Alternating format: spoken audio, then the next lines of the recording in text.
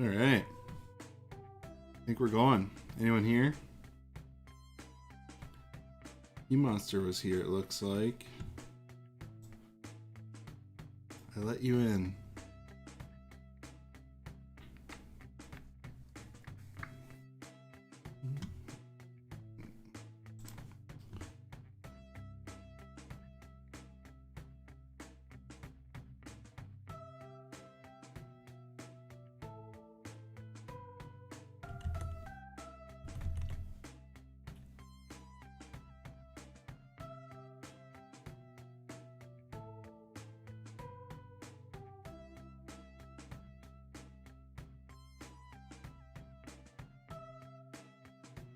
All right. Well, thank you, Monster. We'll see. We'll see who all shows up today. I think there's a couple of regulars who usually on the weekend streams the time works for them, but now they're in a different. The time zone difference makes this tough.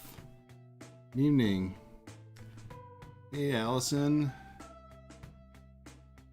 So today, of course, we're gonna do the night, try and catch some night Pokemon in the Heartgold playthrough.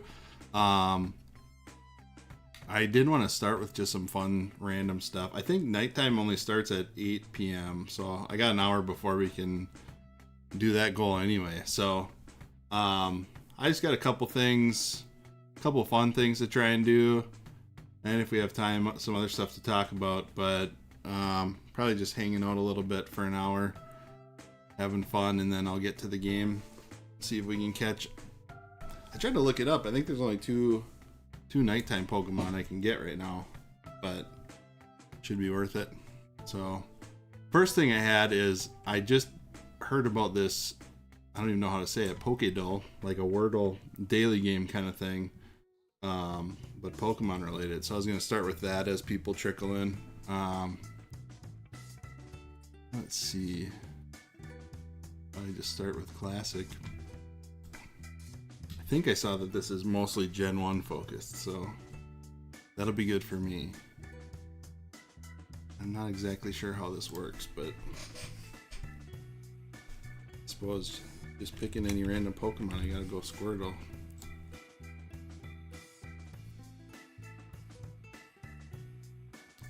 Okay, so today's Pokemon is not a water type, does not have a second type.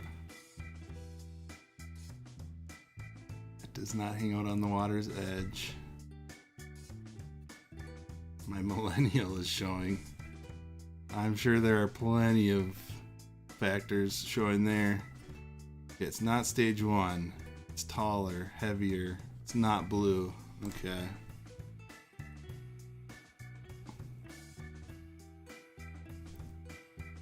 Gen 1 for the win. That's my current worldview. Someday I'll be a universal Pokemon lover. Alright, so let's try, Raichu. Stage 2 electric. Okay, so it's forest. It is stage 2. Taller than Raichu.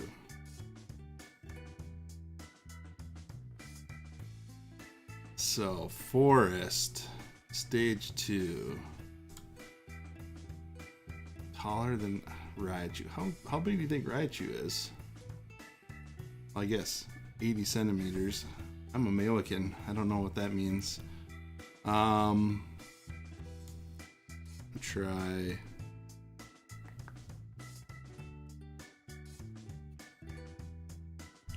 Ivysaur, maybe. Grass type's right. Not green. This stage 2.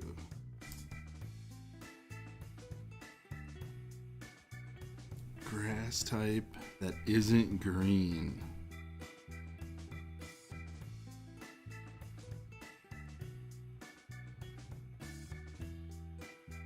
Venomoth?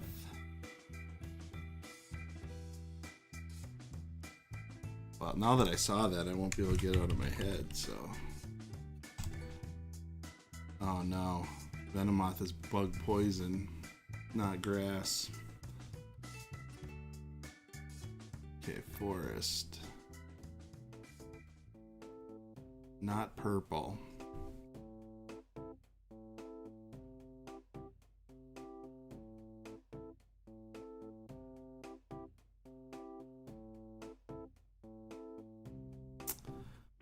I think I'm gonna go. I was gonna say gloom. Is gloom green or not? There's gloom poison. I'll try gloom. Oh yeah, they're not green. Oh. They apparently don't hang out in the forest.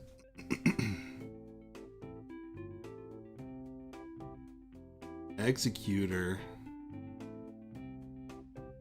It's not a bad one. I'll try that.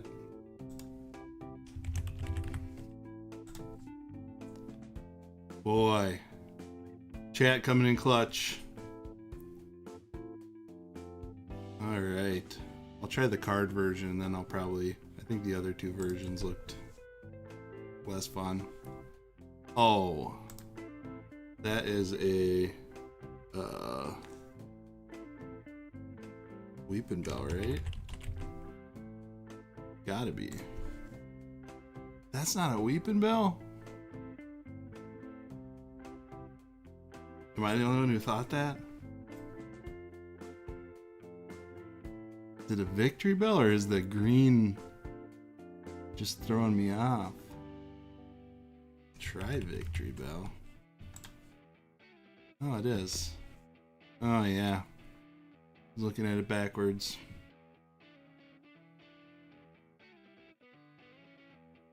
Fun. All right. We'll get to the real stuff here. So the one thing I thought would be fun to do, of course, another Gen 1 focus thing I'm gonna do, is go through.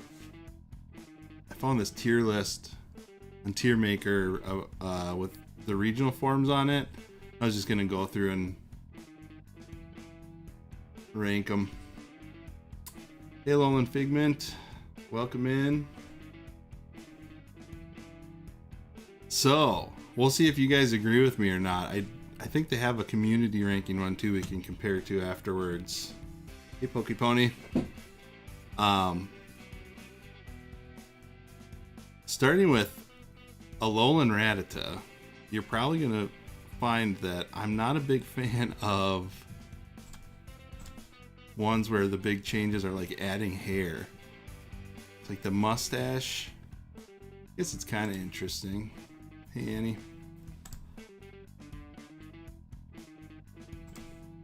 I don't know. I wouldn't call this bad. I do kind of like the color scheme. Something about the mustache stuff, though. Not a huge fan. So the way I set this up, so the top tier is reserved for if I think they're actually better than the original Kanto form. Then I got awesome. Middle tier is fun, I guess. Then kind of a hang on, and then a don't is the just I wish they didn't exist kind of ones. Hey, Galaga guy. I think with, let's see. I think Alolan Rattata I'm gonna put in the middle tier. It's fun, I guess. Alright, then we got Eradicate with the big cheeks. Storing something in there. I don't know if I'm that big of a fan of the puffy cheeks. I don't know. It kind of like makes him look more cute when he's supposed to, I think, look darker. You know, more evil, so. Alolan Figment. I slightly prefer Alolan Rats over Kanto Rats, but my ranking of the rats isn't that high in the first place. Yeah, that's a good point. I think for Eradicate, I'm going to put a tier lower just because I think it's like... I think some of the changes are counter to what they were trying to do with it.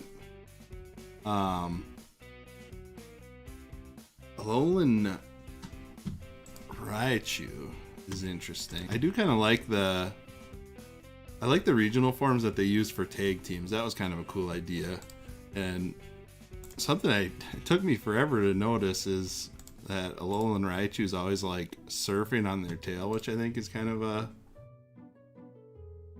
interesting quirk, or I guess you might call it. Let's see. I'll put them in awesome. Sandshrew, pretty cute. I kind of like that they make like an igloo. Kind of a cool design. Works pretty well with compared to the old version.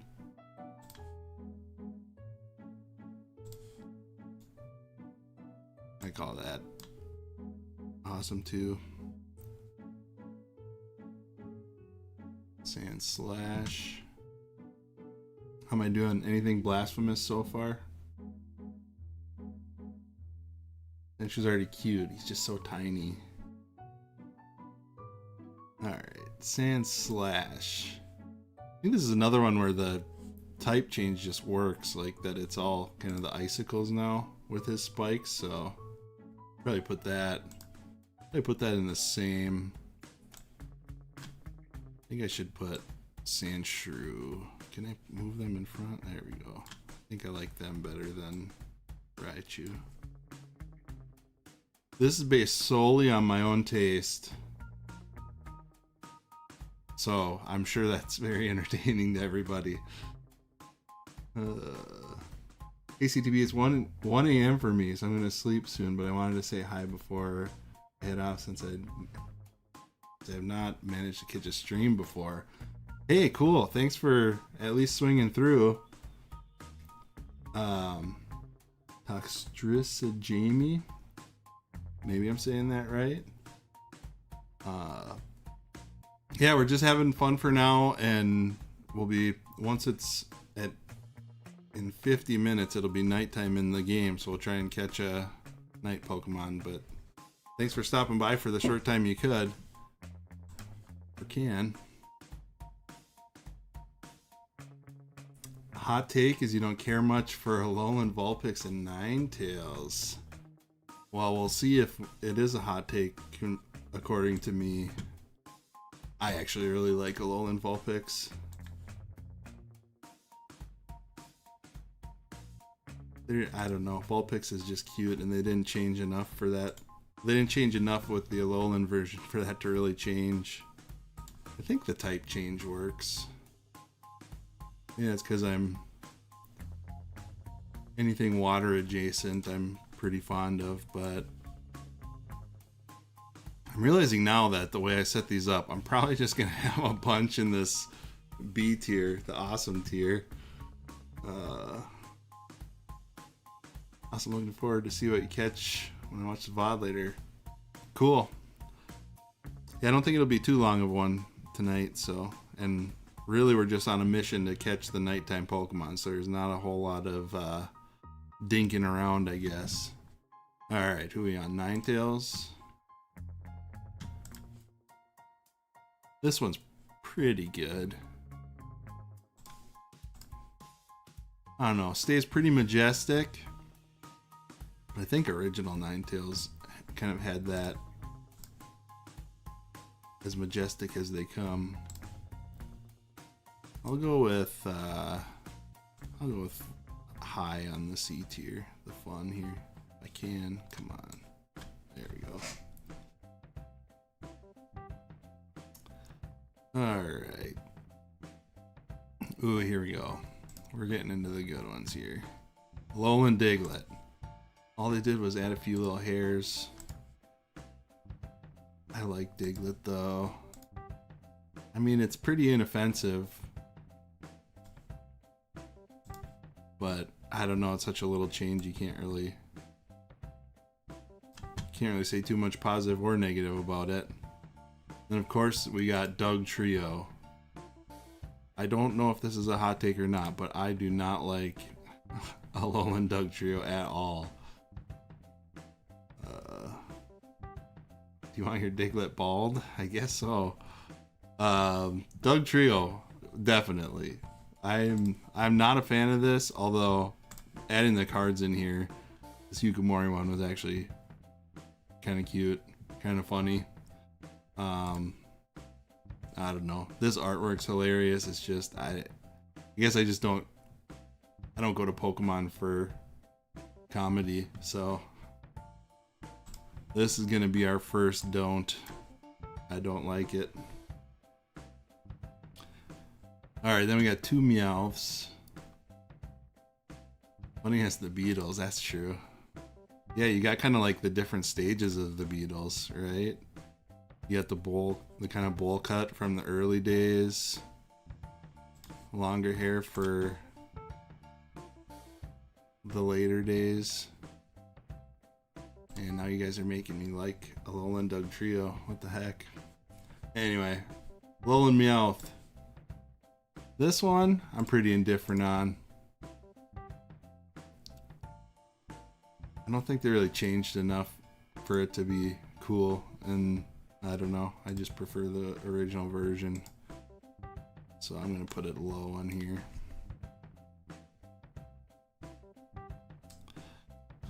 Oh yeah, and then we got, what is it? Oh, I must have skipped. Is it Galarian Meowth?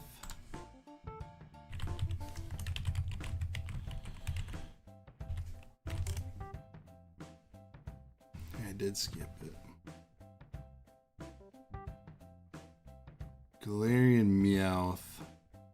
I kind of appreciate that they changed him up a bit, but I don't know. It's a little too cartoony for me, I think. Yeah, I'll say too cartoony is my final take.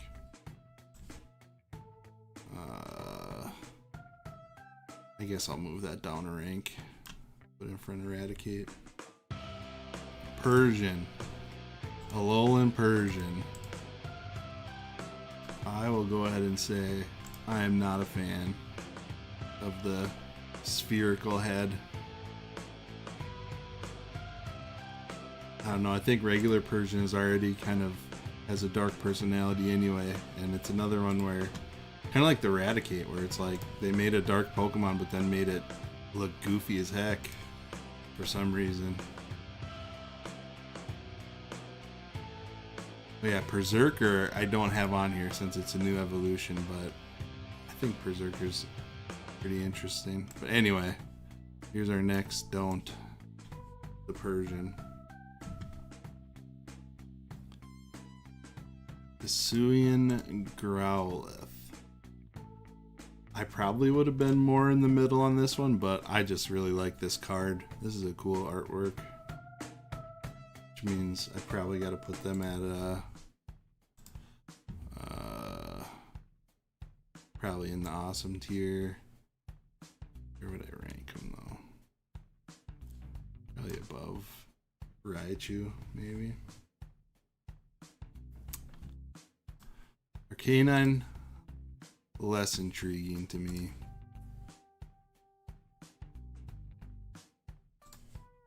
Some cool cards though.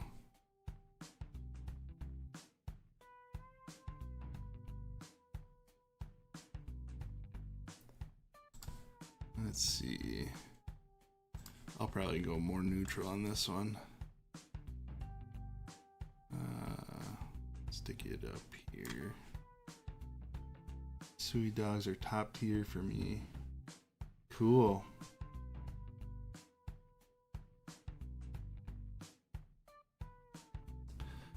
Yeah, I might not be giving your favorites enough love here, Alolan Figment.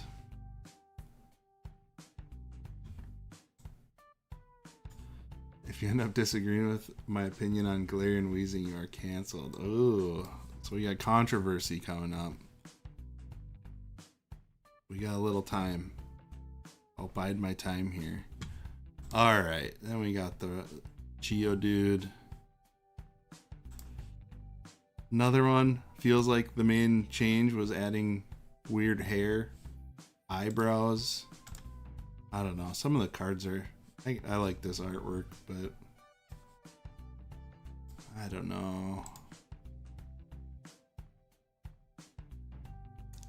I think of the group, he's probably on the low end of the fun there. Well, Geodude's fine. I just think it's one of the most forgettable regionals. Yeah, that's probably fair. Yeah, Graveler kind of similar.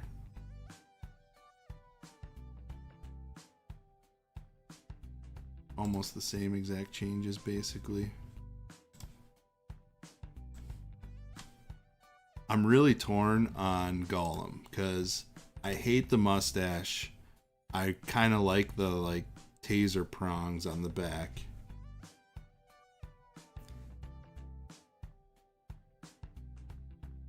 But man, for something about mustaches on Pokemon, I'm just not a fan. It's like trying to give them human features like that. I'm gonna go in the hang on group here. I guess I'll go like this.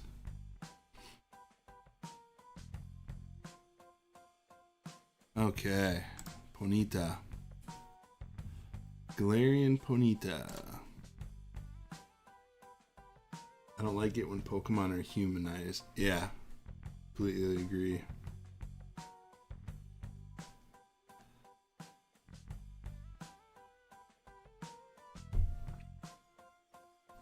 I think I kind of like Ponyta.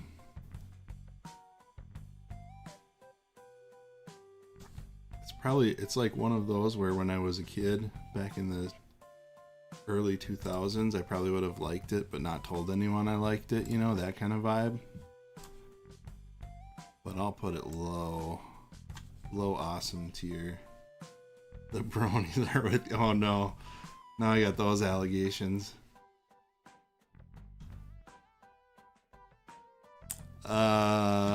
Let's see, Rapidash. I'll say Rapidash I have a very similar feeling about, but some of the cards are a lot better. I really like this artwork. I guess this one's gonna take it or leave it. Maybe it's just this artwork that was swaying me, so I'm gonna put it in the same but slightly. Let me see here. I'll actually move these two up.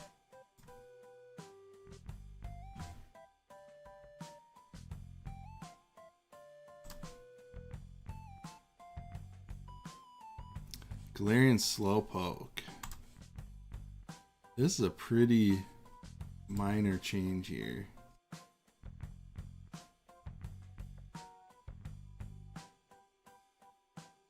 We're not judging CTB's interest in animated horses. That's his business. Yeah.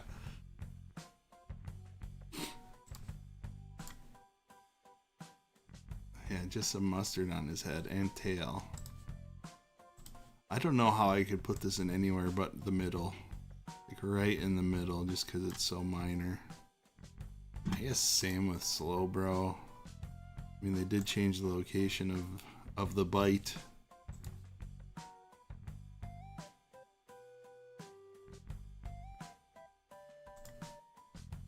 It does give it a little bit of a different vibe. I'll put that a little higher. I go like here. I really enjoy Galarian Slowbro / King. Don't care for Slowpoke. Yeah, I didn't put Galarian Slow King on here because I'm only doing the Gen 1. But yeah, I do actually. I think of the three, that's definitely the best one. Shelter is a literal gun. I didn't even realize that. That's actually kind of cool. Guns in Pokemon? I'll move it up a spot. Alright. Farfetch'd. It's another one where it's not much change, but gave him thick eyebrows. Put him with the other facial hair guys. Grimer. I actually kind of like this Grimer, even though it's not that much different. I feel like they changed the color, but then also like gave him this like expression that's a little different. Kind of reminds me of what's the, is it Slimer? It gives a Slimer vibe for Grimer, which I guess is pretty cool. Ghostbusters guy, let's put it up here. Muck I'm much less fond of, I think. Although, like I said before, I do like the tag team ones.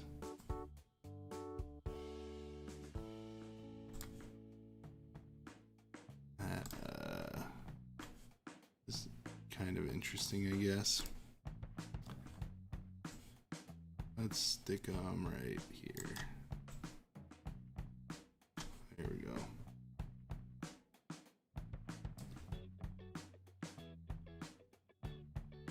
Alolan Muck and Grimer, top tier design and lore.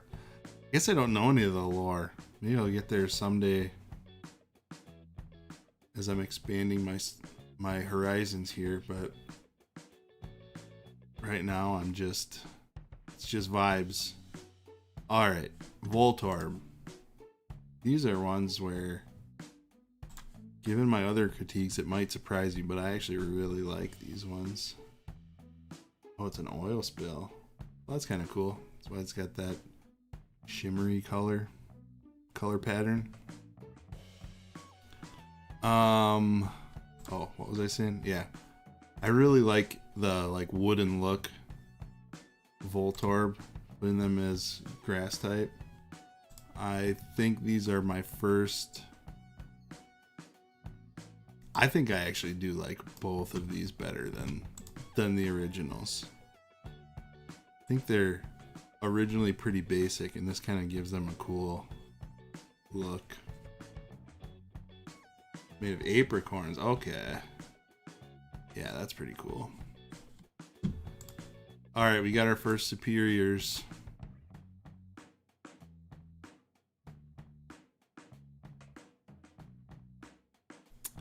Alright. Alolan Executor, I will say, is an acquired taste. I didn't like them originally, but I do like them now.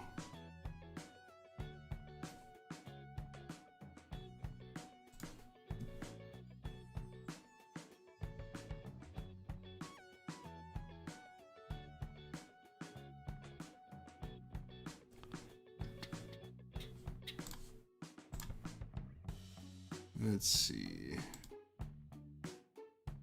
That's not Gen 1. What's not Gen 1? I mean, I guess technically any of the regional forms aren't Gen 1, isn't that true?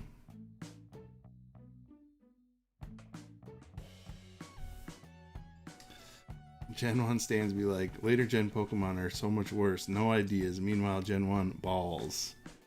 Yeah, but look at them.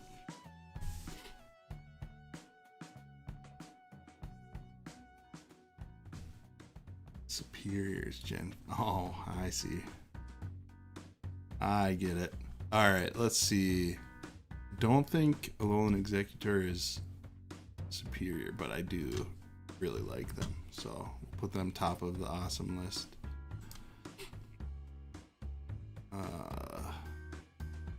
Marowak, I think, is another pretty good one.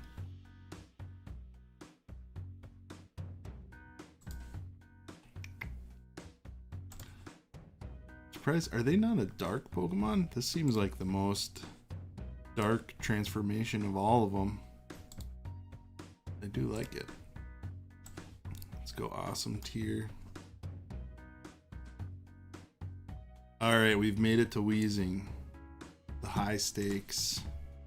So, as much as I've clowned on facial hair and humanized features, I actually do really like Galarian Weezing. Even though they have hats that are smokestacks, it just works, I guess. Be careful now.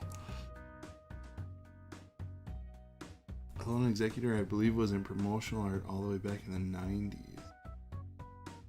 Decent Executor that really looked like Alolan. Oh, cool. He's safe. Alright. approved. Well, we'll see. I'm Galaga guy. Are you hoping I put him in superior? I don't think I'm quite that fond of him, but I'll put him up pretty high here.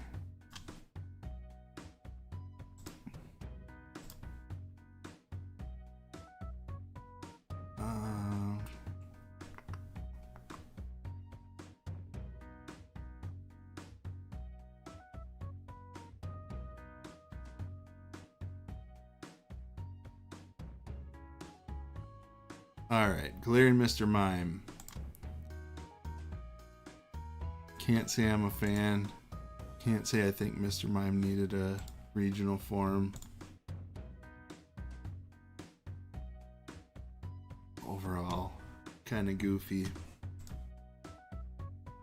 Let's put that in the top of the don't pile. Galarian Articuno. By far my favorite regional form. I think this is one of my favorite cards in general, this Galarian Articuno V. It's got the, let me look it up. It's got like Don Bluth birds vibes. Any Don Bluth movie fans out there? Let me see.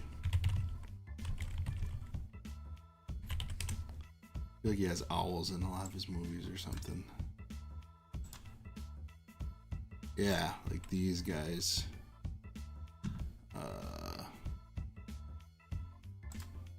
Yeah, it's just that kind of vibe. I don't know. I'm a big fan. So that's going up all the way tippy top. Another hot take. I really like Galarian Mr. Mime and Mr. Rhyme. Interesting.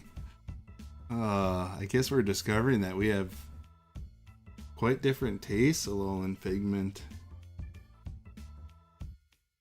But I guess you called it a hot take, so. Alright. Next, we got Moltres. I had Zapdos next on here, but anyway. Moltres is cool. Kind of a cool design. I would say they succeeded in making it look like a dark Pokemon, but not nearly as good as the Articuno. I'll put it up probably here. Doing the birds out of order feels wrong. I don't know. Yeah, I don't know what I did. All right, Zapdos, last one on the list for me.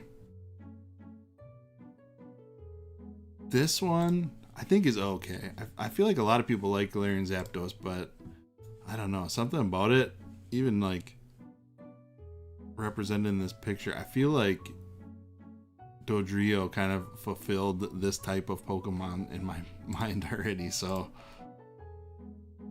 I don't know. It's still cool. I just beep beep. Yeah, Roadrunner vibes. I think it's still better than these ones, probably. I'll throw it down here. Alright, that's it. What do you guys think? What's my biggest, what's my worst take on this list?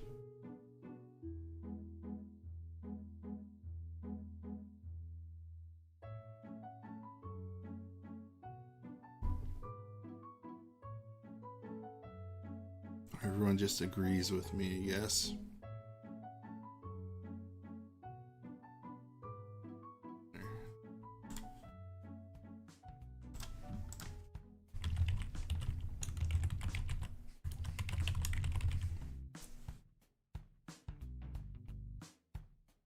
Voltorbs are good, not that good. You're probably right. I mean, reasonable, not right. It's an opinion, obviously, but yeah, I can see that. I mean, I think it's just I had to put them in superior because they improved on the originals, even though they're not like, you know, the most outstanding Pokemon. Oh yeah, it doesn't have Paldean. I think the only Gen 1 Paldean form is Tauros. Tauros? Why can't I say that now? Tauros. What's this tier list for? I just got. Oh, it's just for fun. I was just doing a tier list of the regional forms of Gen 1 Pokemon. First, Anthony, now Tauros. I think I would put Tauros in the awesome category. It is cool that there's 3 different ones of the Paldean forms. I'm pretty sure that was the only Gen 1 Paldean form, though. Or Tauros. Yep.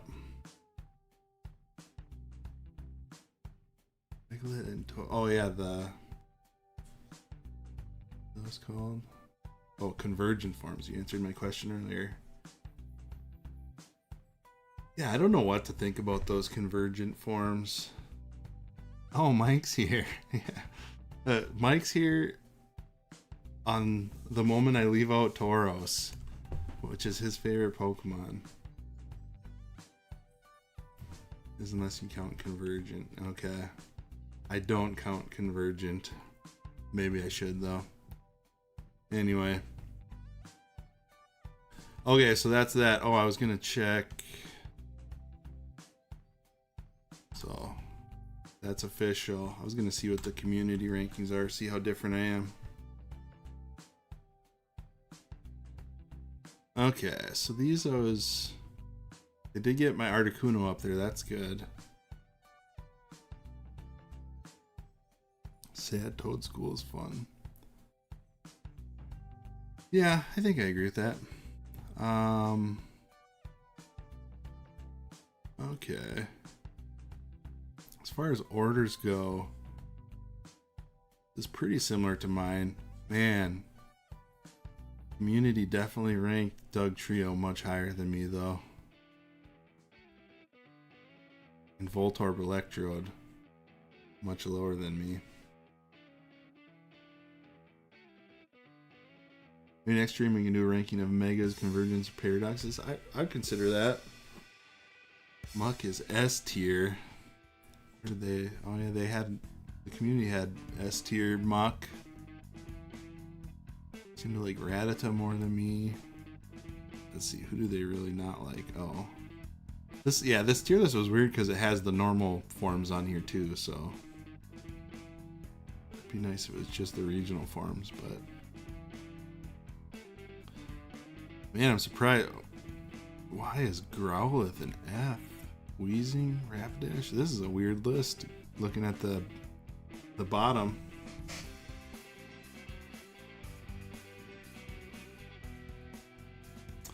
Alright, looks like my takes weren't all that hot, but that's fine. Okay.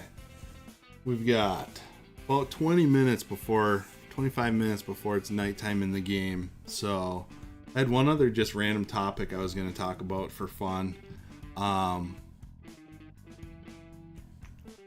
Gen 2, Gen 3. I mean, can we double down and rank basic Gen 1 Pokemon? Maybe someday. If you don't rank a Pokemon, it defaults to bottom tier. Oh, that would explain a lot of this. Yeah, why some of those landed there. Yep, that makes sense. All right. Random topic. Changing gears completely. Well, I mean, it's still Pokemon related, but let me pull this up. I was kind of reminiscing the other day about like the Pokemon market and the boom we're in, and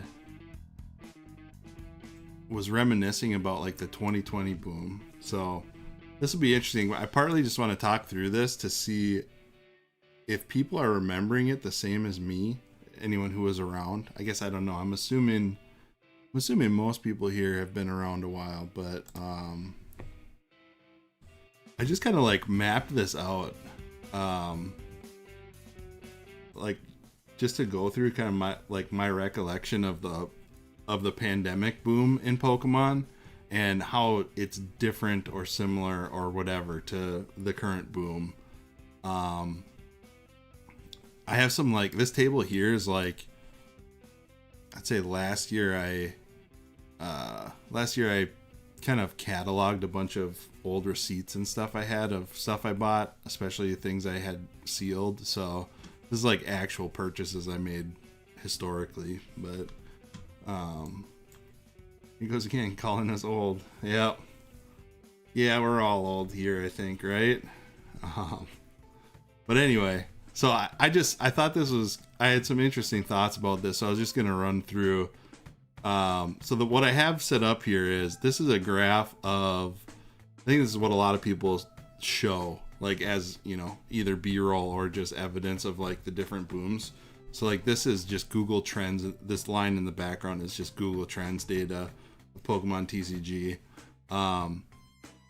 It's like in the beginning here, this was kind of like the Pokemon Go era boom. Going further back in time, it was, you know, much lower, but you know, that was kind of like the first boom people talk about. I wasn't super active in collecting. I guess I wasn't active enough to notice that a boom happened. I was still buying sets. I wasn't really online, like, you know, watching Pokemon YouTube or anything at the time. So like, I think a lot of just like that kind of meta just completely missed me back then. And then the 2020 boom. So what I kind of recall is, because you know, the pandemic happened here in, you know, March of 2020, and I had kind of gotten more into Pokemon in this time frame too. I think, you know, for a lot of the reasons other people did, like not going out, not leaving your house anymore, all those reasons. And then I would say, from what I remember, Champion's Path was like the first set that had people like waiting in line for, or that you couldn't find right away, or that you couldn't find for you know, MSRP basically.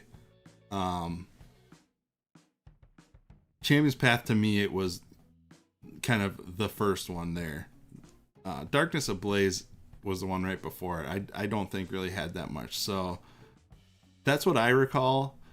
You can see in my history here. So these are all purchases I made either as pre-orders or within the first 2 months of a set's release. So I was able to buy Champion's Path within the first couple months of release for $60. I remember them mostly being like $80 everywhere, and it never really like crashed down below that.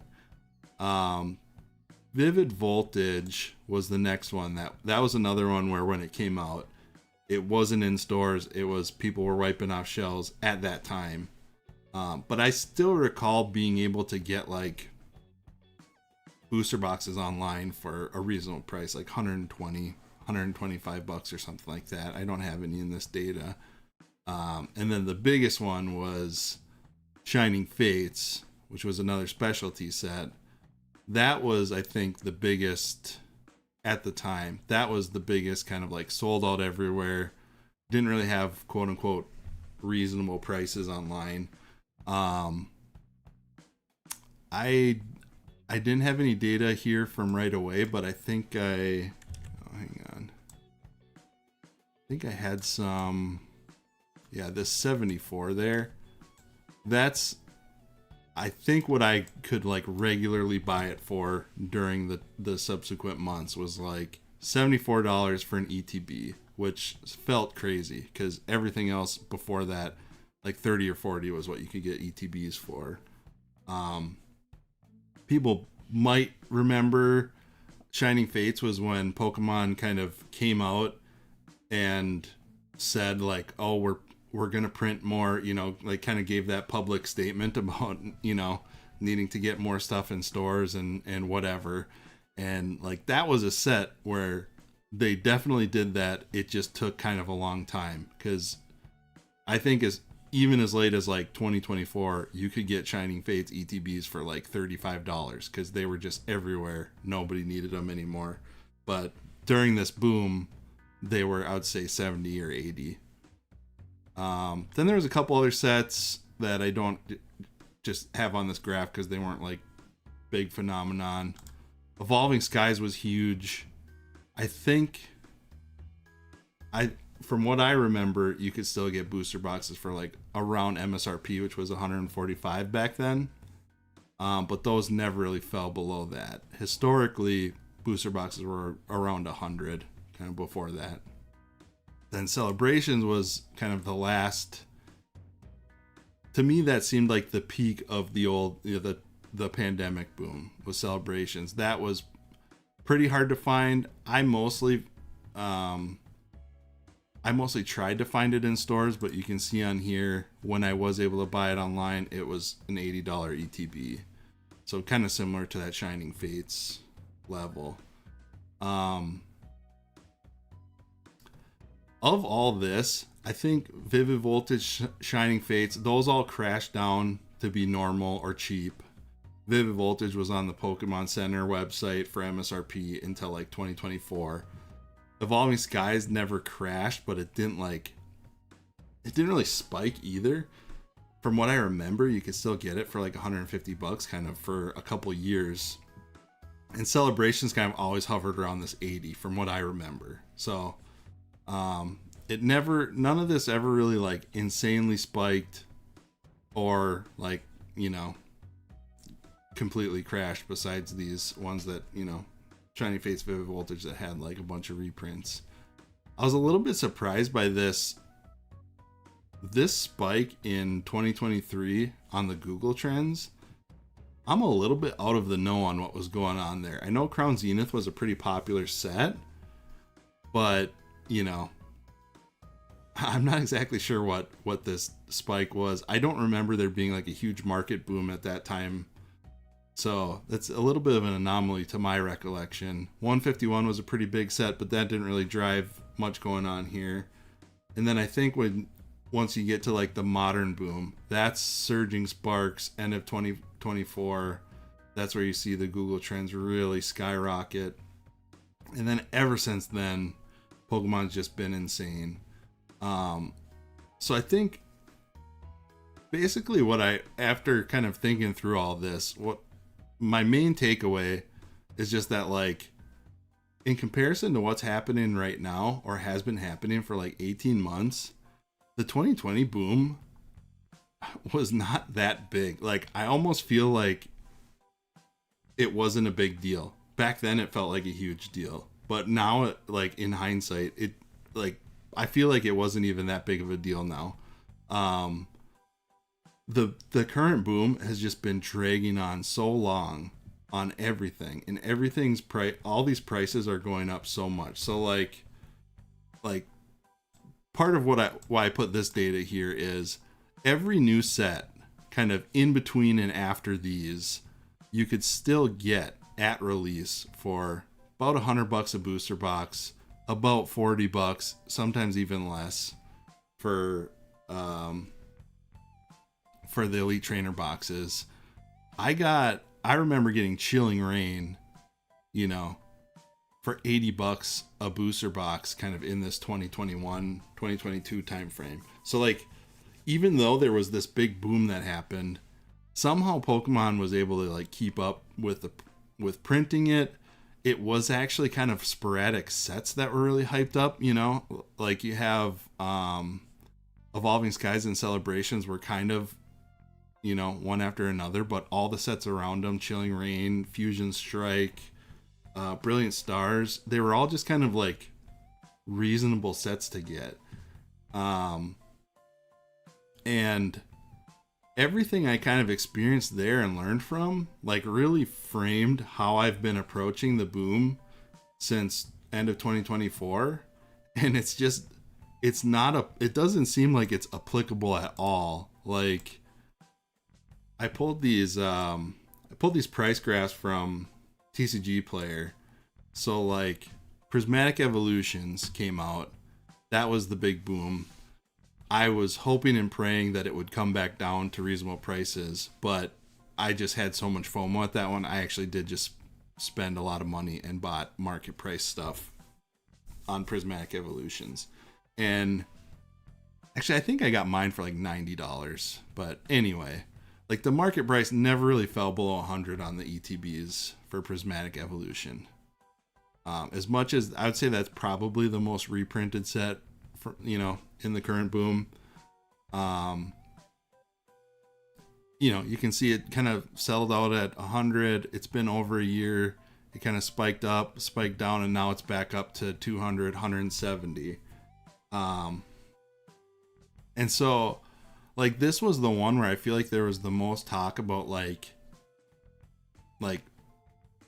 be patient, wait, they're going to reprint this one. Everyone wants this set. They put out another statement about printing stuff.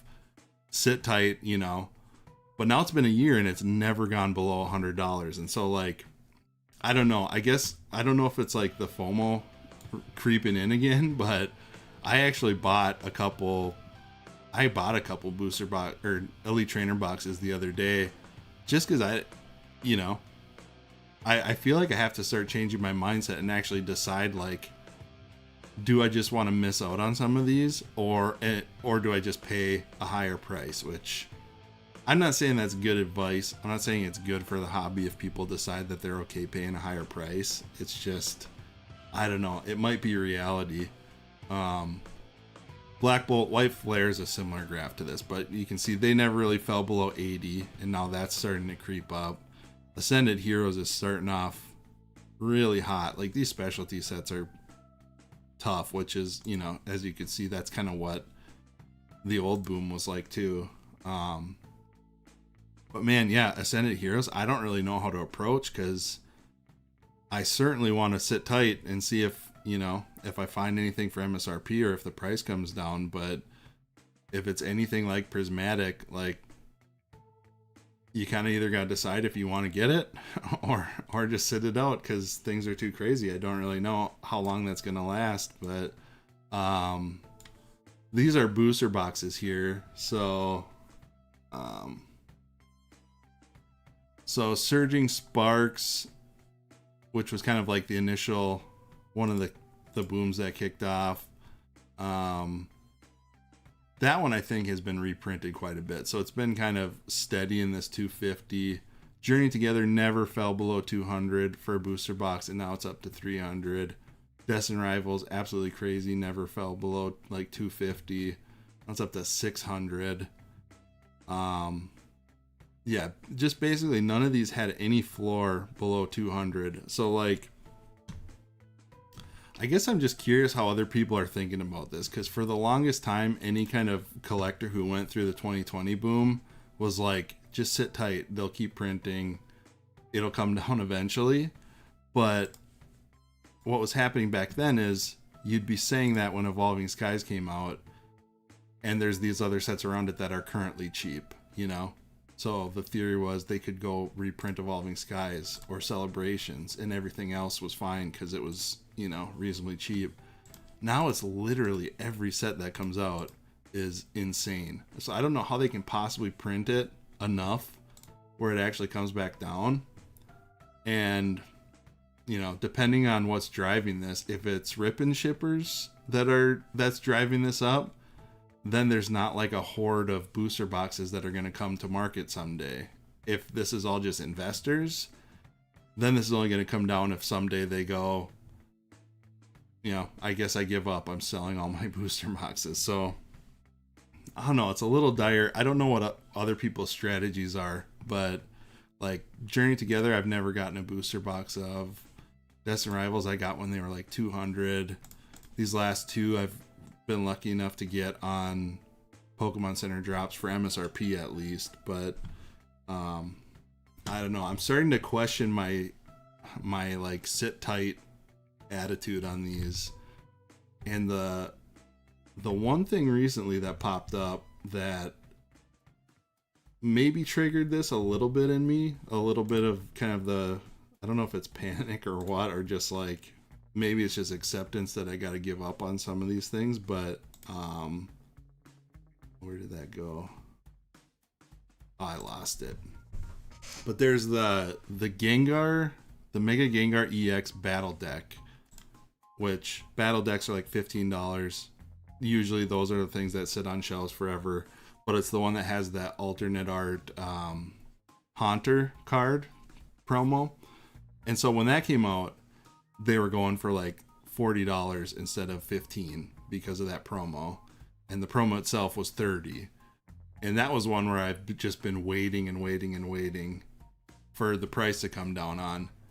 And now I think recently it's completely spiked up to like $60 now for the single and $70 for the kit. And so I don't know if I missed out. I don't know if it's possible that comes back down to earth, but I don't know. I guess I'm just rethinking what I learned during the pandemic boom and how that's been like kind of informing my mind on how to treat the current boom.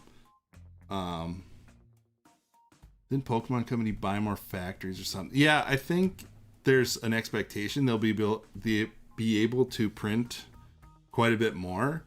I guess what I just don't know is like, do they use that for future sets or the very most recent sets, or do they actually go back and reprint all this old stuff? So like, you know, Prismatic Evolution's over a year old now. Destined Rivals is almost a year old. Ascended Heroes has insane demand, so I'm assuming that's on their list to reprint. But it's like, you know, back in 2020 when they were looking at reprints, it was like every third set was, you know, crazy demand, so those are the ones to reprint. And now it's every release is insane. So I don't know what they're gonna do even with the new factories, if that's for future sets or what. People scalped a battle deck. You already know every single card in it. Yeah, so that deck, it was such an odd move by the Pokemon Company. They put an exclusive promo in it. So most battle decks sit there because, you know, they usually, if they have anything exclusive in it, it's like a card that has a different holo than, you know, the normal set. But they put an exclusive illustration card of Haunter in it, which I don't know why they think they got to get creative and create high demand products right now. Like, if anything, they just need to go crazy with booster bundles and get people's packs to open. But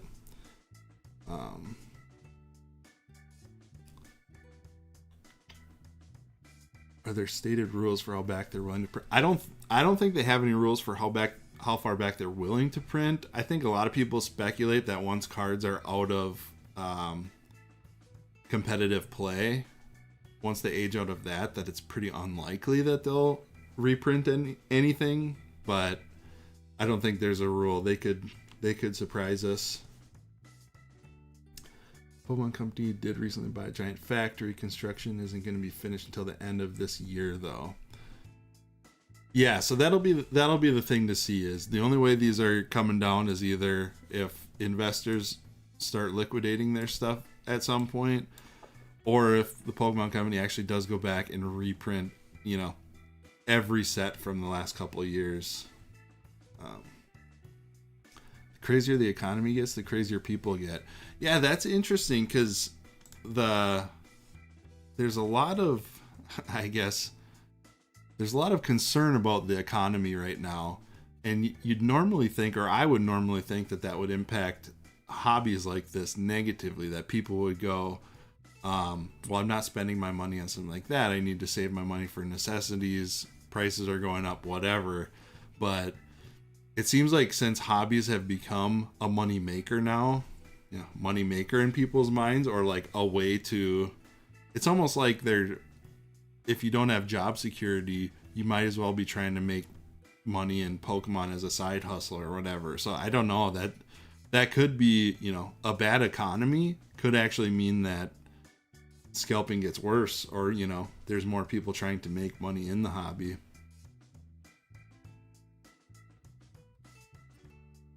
Seeing a pattern in your chart where the spikes roughly correlate to events that rock the traditional economy. True. Yeah, I mean, the pandemic one, you know, that one's easy to kind of explain on a macroeconomic level, because there's just an understanding that at that point people just had more money to spend. They weren't going out, and they were getting money from the government. So like, everyone who kept their job, started working from home, couldn't go out to eat or go to movies anymore, and got $3,000 from the government. Like, that makes sense that people now have a bunch of money to spend on Pokemon cards.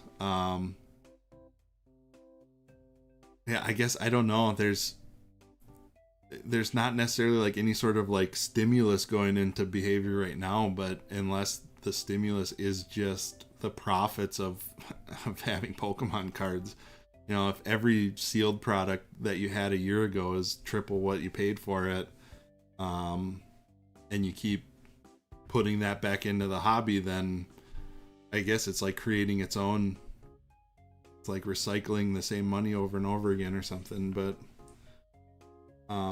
anyway, that was a little spiel. I was just kind of curious what people thought. I'm probably gonna edit this down into a video that I'll put up on the channel, and just like I said, part of me is just curious how other people remember this time period, and if they're remembering it the same way as me, because I just thought it was interesting in hindsight how I remember during this time thinking things were absolutely insane, and now after what we've gone through, it seems like this was barely anything. So well, I'll be curious to hear what other people think, but I think the booms there are also related to how hard times may make us nostalgic for simpler times. Yeah, I hadn't considered that. That's kind of an interesting point. It's like if it's creating stress or depression in people, nostalgia's a coping mechanism for a lot of those feelings, so that could definitely be driving it. People's jobs aren't giving them enough, so they are following the money, which is always the answer. Yeah, I definitely don't disagree with that. I mean, even me, like, you know, I think a lot of my behavior is influenced by the fact that my Pokemon collection has increased in value so much over time. You know, now I'm making YouTube videos that technically make some money. You know, I probably make $3 an hour with the work I put into it, but I don't know. There is something pleasing about a hobby not just feeling like it's a money sink, that it's actually making money. And that's why I'm back in it right now. I need something to focus on that isn't everything else. Yeah, that could be. I mean, anecdotally for me, I would say that's the same. I've had, you know, I've gone through some things in the last couple of years. I've really kind of focused a lot of my attention on the Pokemon hobby as kind of an escape, and it's working, I guess. So if maybe it's working for other people too. That's where we're at. But cool. All right. Anyway, it's 8:02 now, so it should be nighttime in the game. So let me get that set up.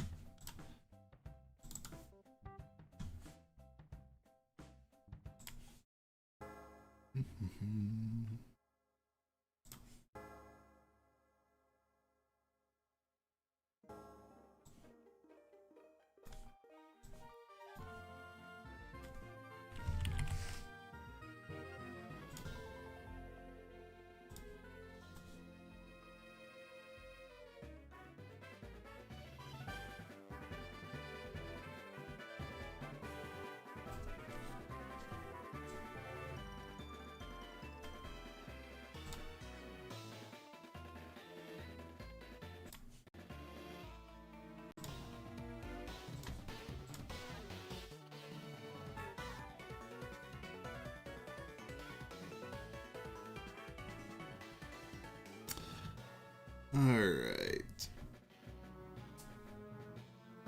I just missed the tier list. I might upload it as a video, Cayman Rider, so should be able to get a nice concise version of it. Getting a list up of things you can get tonight. Spinarak, Hoothoot, and Oddish. Oh, I had Spinarak and Hoothoot written down, but Oddish I didn't. That's a good one, because I need to get Blossom eventually.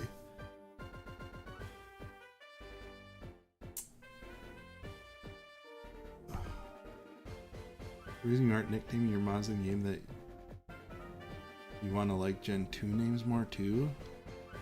I mean, that's a good reason. I think the actual reason is just I've never nicknamed my Pokemon for some reason. Because I think about them as characters and not species. So to me, their name is their name.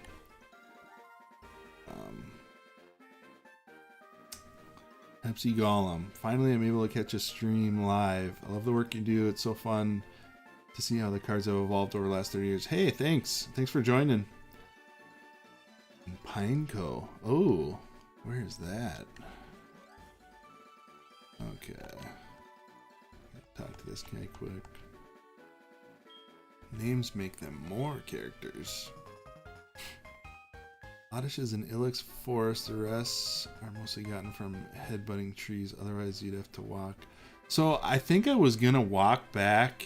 I'm supposed to go back to Professor Elm now that I hatched the CTB Junior. So I was planning on just walking back to the start, and then there's a route there that I think has Hoothoot and Spinnerack in the grass.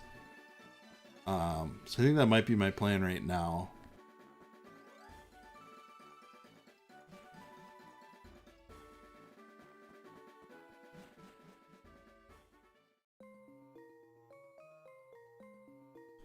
That's why Nuzlockes require naming, so you get more attached. Oh, I didn't think about that.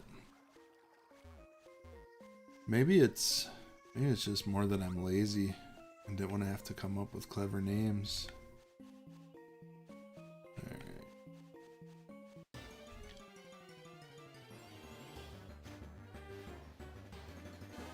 Oh, we got Oddish encounter already.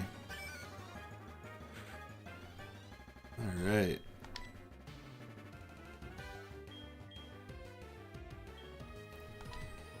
Hopefully this doesn't kill them.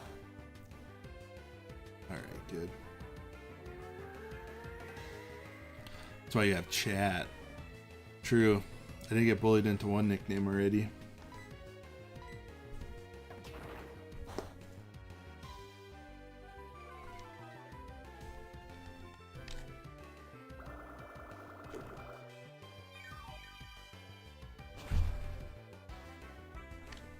This might be a tough battle for me.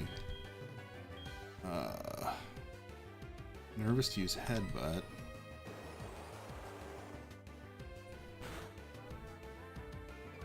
Oh, there we go.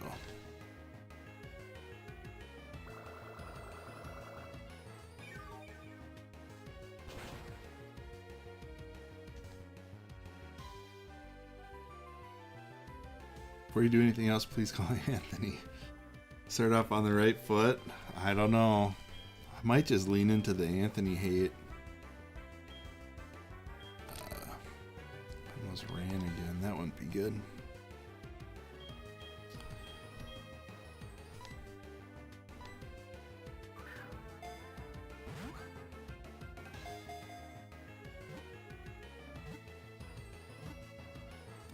All right. One down. Nothing for the binder on that one, but eventually we'll get them hopefully evolved into Blossom. Is that a... I think that's one I need a stone for or something to evolve them.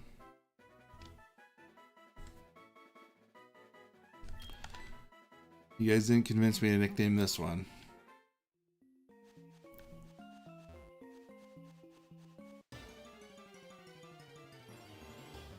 Sunstone.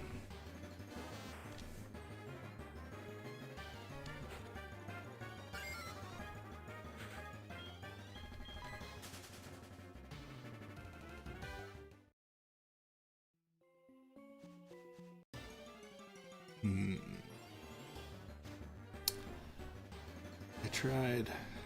Yeah.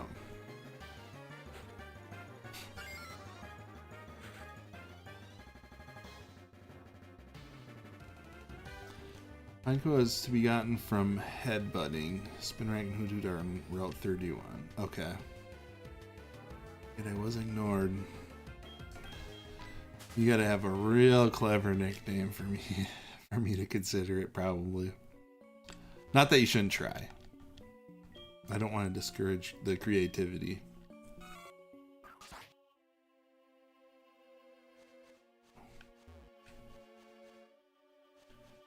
Also, don't forget to Pick up your apricot. Oh yeah. Alone in Figment, do you know where I'm supposed to find Pineco? Like headbutting in here, or is it anywhere along the way?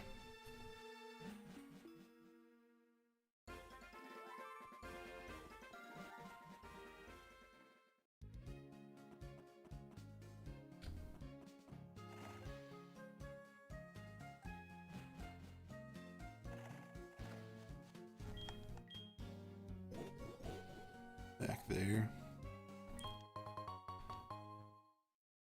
After a spin. I don't know if I trust you. Toothpick's also a good name.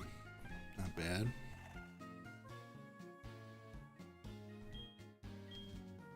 Just finish your Pokeball. Obtain the Friend Ball.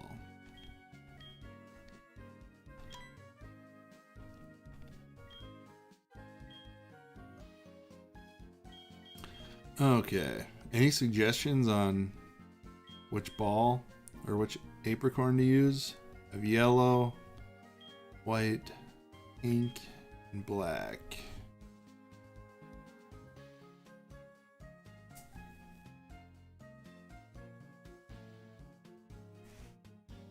I think black was heavy ball when we did it last time. This name for Pineco is Woolly Hand Grenade. I don't think that'll fit. Black, alright, first vote. Oh, I can give it more than one.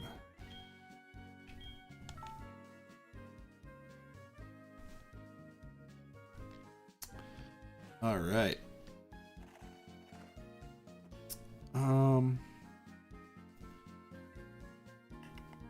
can headbutt most places that aren't Azalea Town for Pineco. Alright. I think I'm gonna do the other two first. I should get more Pokeballs before I go.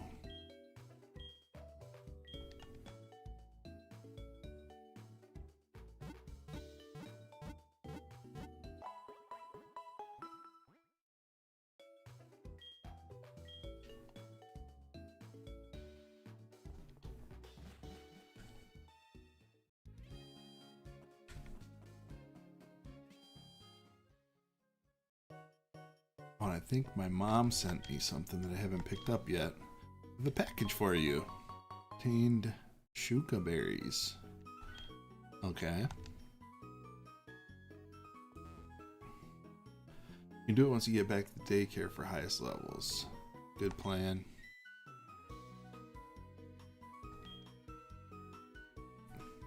Oh, hey, look, it's a scalper I saw at Costco. Again? I gotta be more undercover.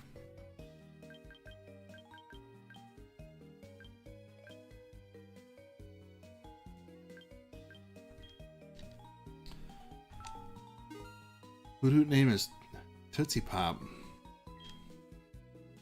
Could work.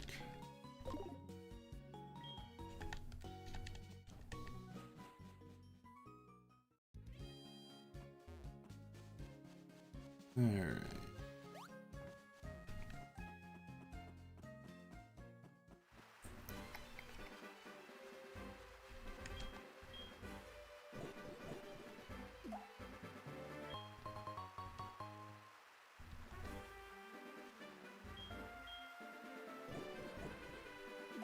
How many letters do you get for a nickname? I feel like Tootsie Pop is getting close.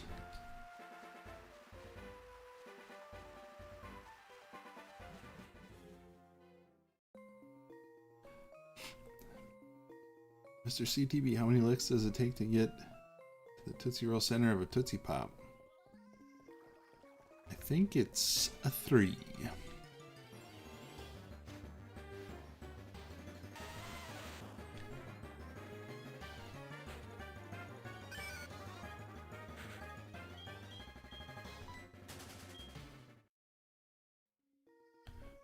Yes, maybe if I run into Geodudes, I should just knock them out with Wooper.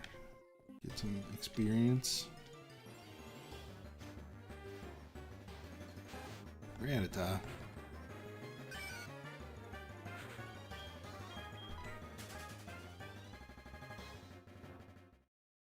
The world may never know. Yep. I think I gotta do that for a stream someday. Test it out myself.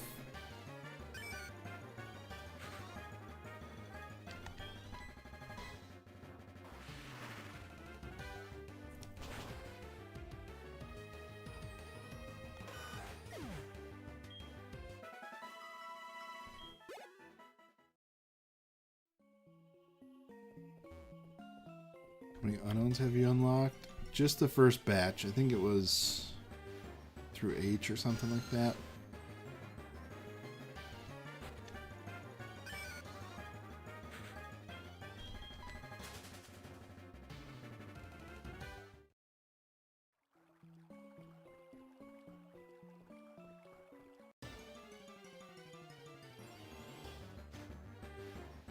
F.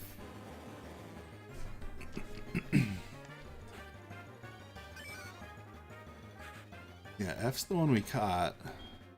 Someday we'll go back. I'm warming up to the idea of getting them all, though. I'll tell you that. So you're saying the number is unknown? That's what we're saying.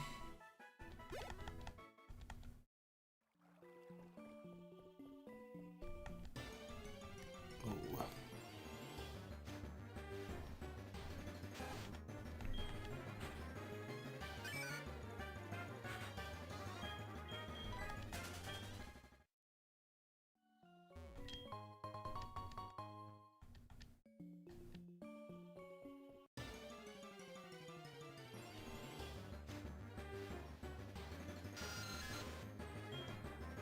Maybe I could use a rappel for this journey.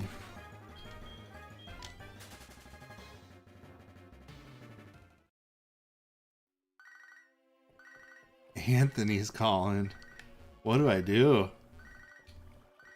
There's no way he's got anything good to say. He'll call back.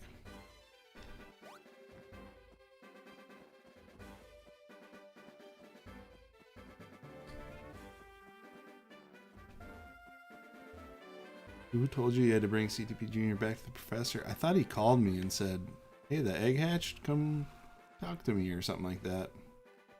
Answer that call. Oh, wait.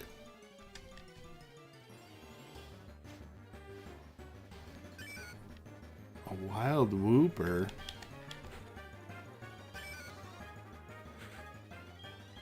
I think when I was looking up routes for the nighttime here.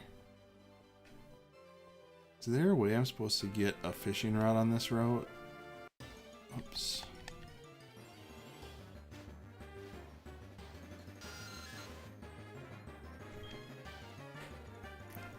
Can't believe that just happened. I've got to maintain my reputation being an Anthony hater.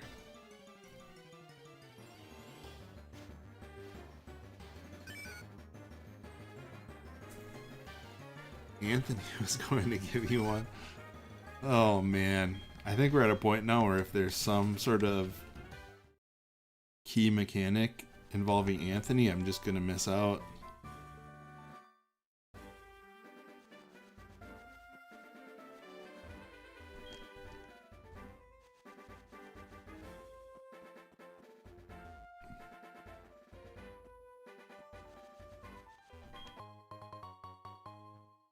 There's a rappel.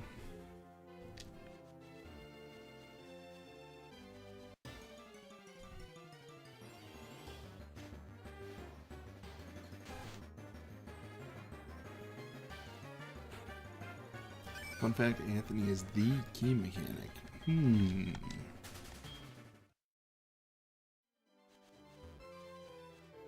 Maybe this is the... Oops.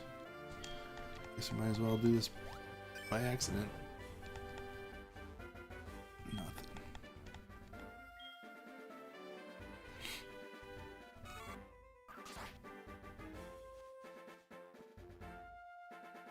Get the old round in the Pokemon Center right outside Union Cave. Oh, but it only gives you magic. Okay.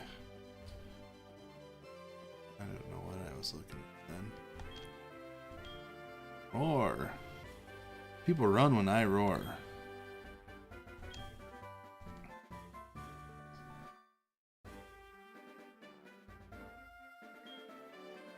Pokemon Anthony Gold and Joey Silver. Much later in the game, you can backtrack with the good Super Rod for more Johtomons. Okay. I'll put my fishing dreams on hold for now, I guess.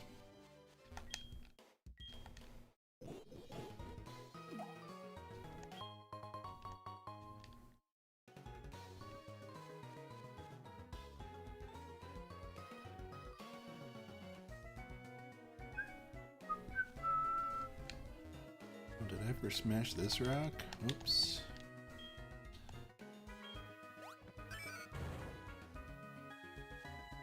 Oh my gosh, I keep accidentally hitting that.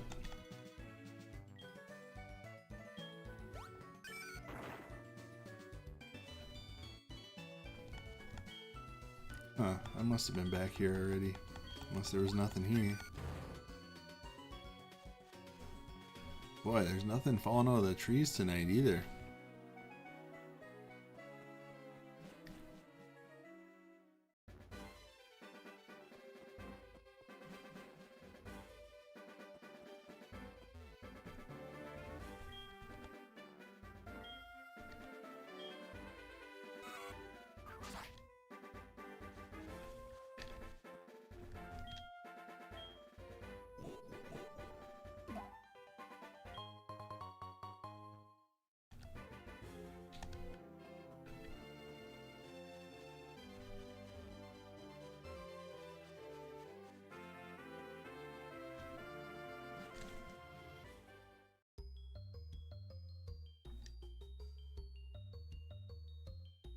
That's not where I need to go.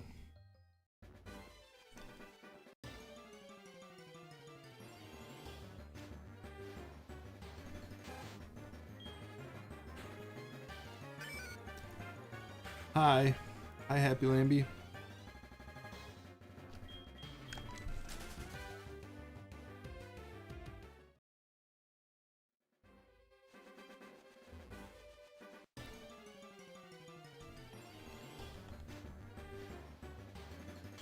Alright, spin rack encounter.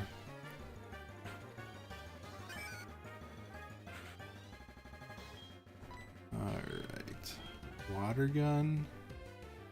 Should be not very effective, right?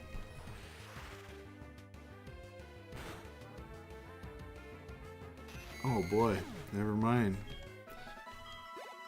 Well, I guess we're not catching spin rack. I better switch out my Pokemon.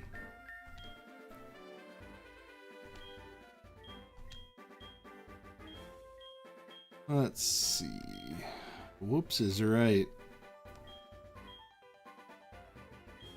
Do I gotta use Heracross to catch these little guys?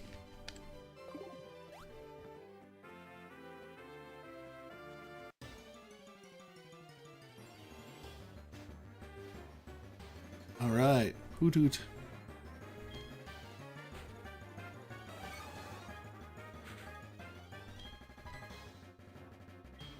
Let's see.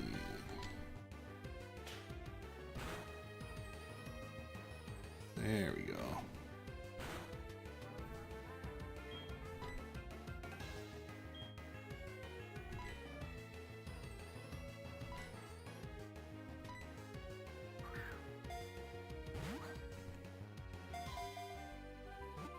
Follow spray for Heracross is so cute. Oh, I didn't even look.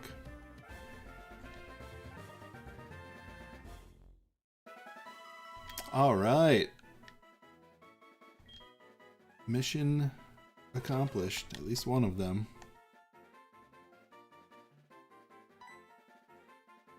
Oh, I accidentally hit B right away for the nickname, so I guess we're not doing the Tootsie Pop.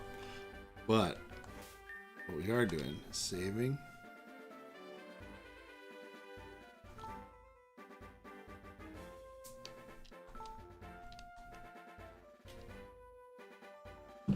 And let's see. You punk.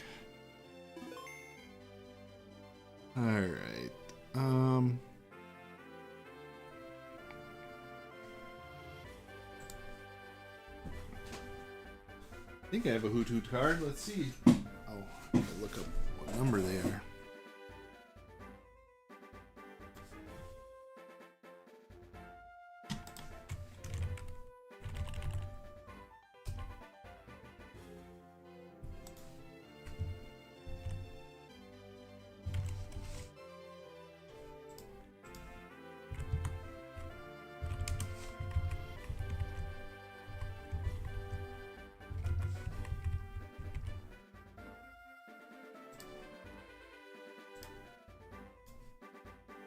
$163.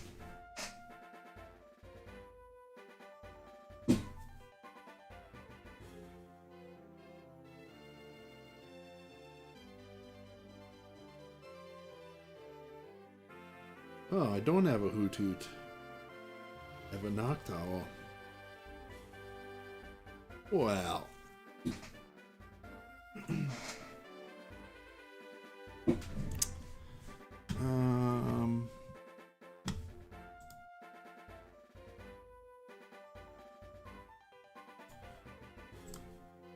So, I guess we get to do shopping.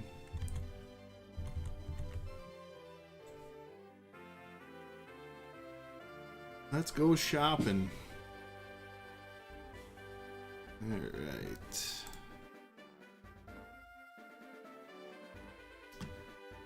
see here.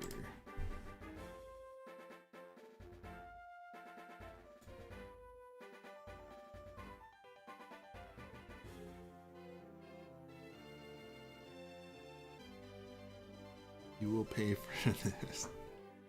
Oh no, what happened now?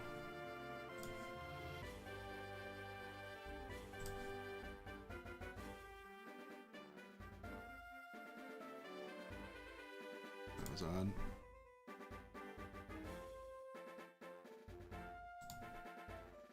Huh.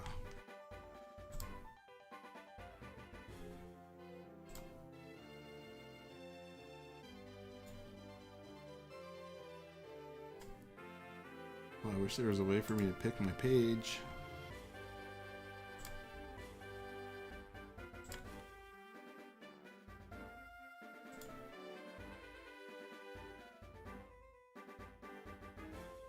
I have a really cute modern Hoot Hoot. Want me to send it to you? No.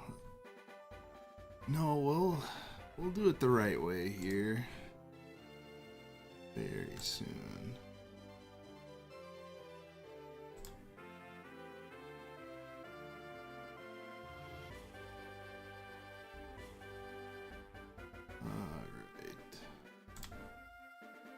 Gotta be here now, right? Okay. Is this gonna be a page turner? Let me see. Nope. Okay.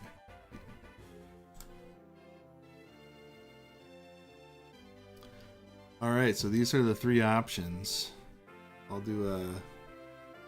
There's a Heartgold Soul Silver, there's a Sky Ridge, and a Neogenesis. And I will do a poll.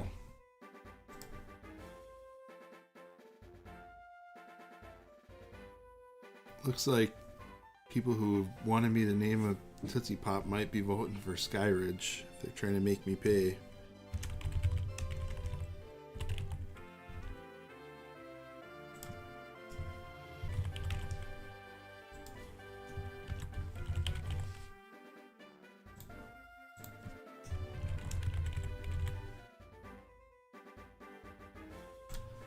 Polls up.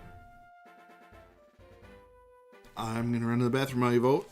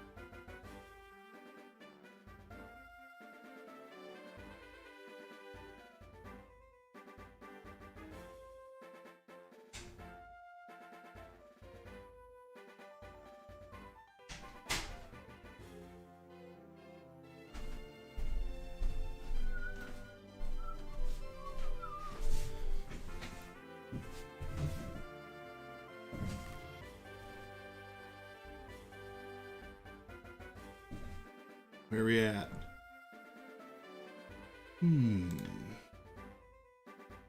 Oh wow, Heartgold Soul Silver.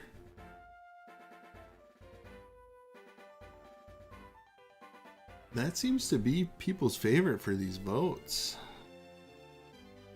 I guess if I'm appealing to Heartgold Soul Silver game fans with this stream, that could explain it. We got 12 votes in. That's probably gonna be all of them. All right, Heartgold Soul Silver it is. Come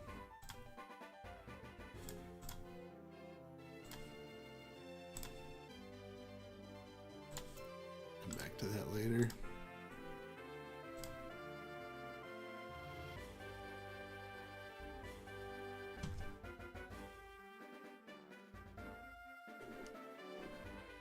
But I'm your number 3. If there's a way I could give you an extra vote, I would. Love the look of the Heartgold Soul Silver cards. Yeah, I do too. I like the faded edges they had in that era. A lot of the artwork is actually pretty cool.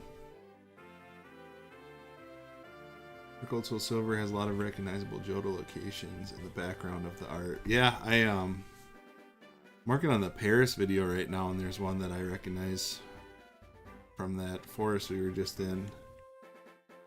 I would have picked Skyridge if it wasn't $15. You know, I don't want to discourage people from voting for their favorites. I'm willing to buy an expensive one here and there. We'll see. Once I get to the legendary Pokemon and stuff, maybe we'll have to test my my threshold there or something, but alright. Ilex? Yeah, I think so. I just love the e-reader style so much. Yeah, e-reader is... The e-reader ones definitely like stand out in a binder because of the design. It has a pretty cool artwork too. Alright, back to it.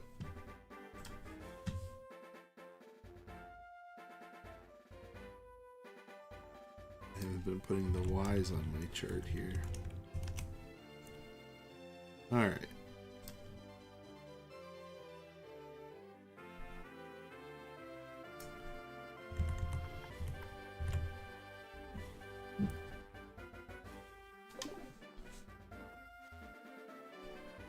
Which direction was I going? I guess we could keep looking in the grass. There's supposed to be Spinneracks around here, right? Yep. Level 2.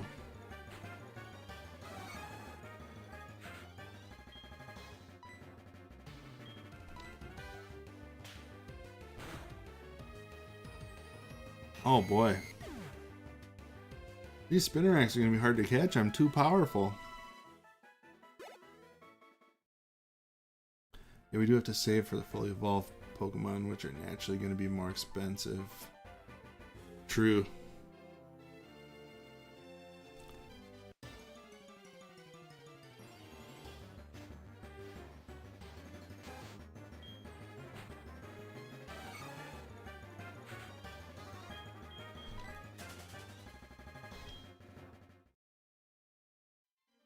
Alright, let's keep heading to Professor Elm. We'll come back. We'll get our Spinnerack eventually. Wait, which way am I going? Maybe right now? Nope.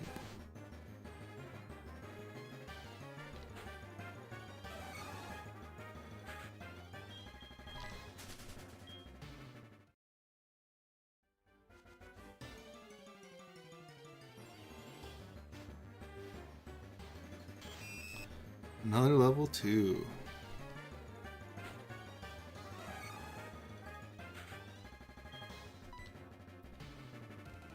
Tackle. He's got to survive with tackle, right? Level 5. There we go.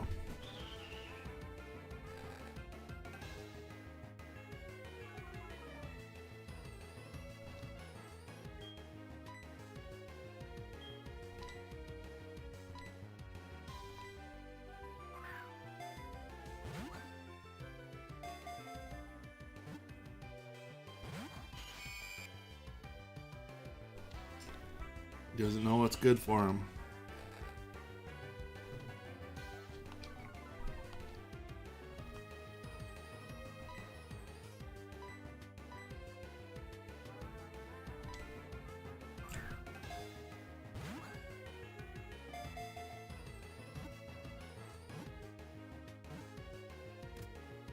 All right.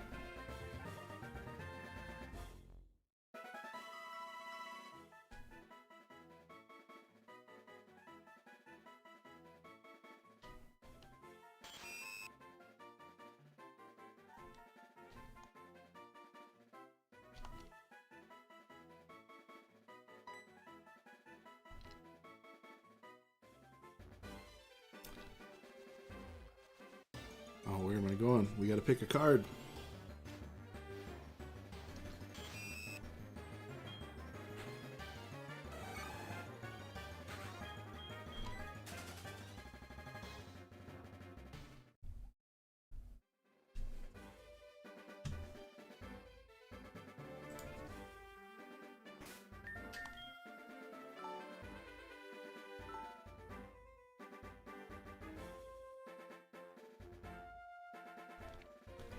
I also believe you said in the past your Heartgold Soul Silver Era collection is lacking. Lost decade. Yep, that's true.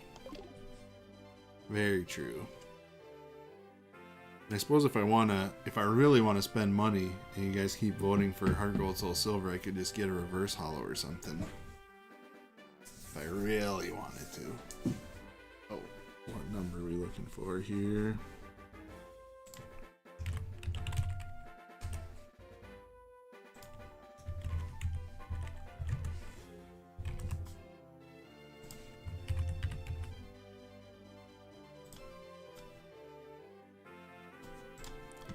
$167.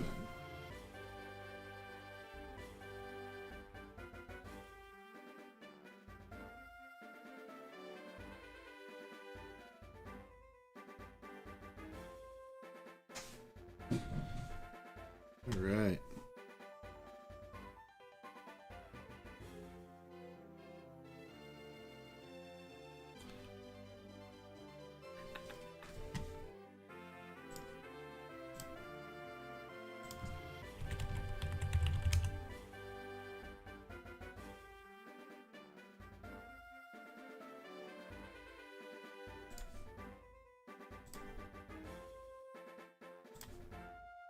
Start a poll here. There's 2 to choose from.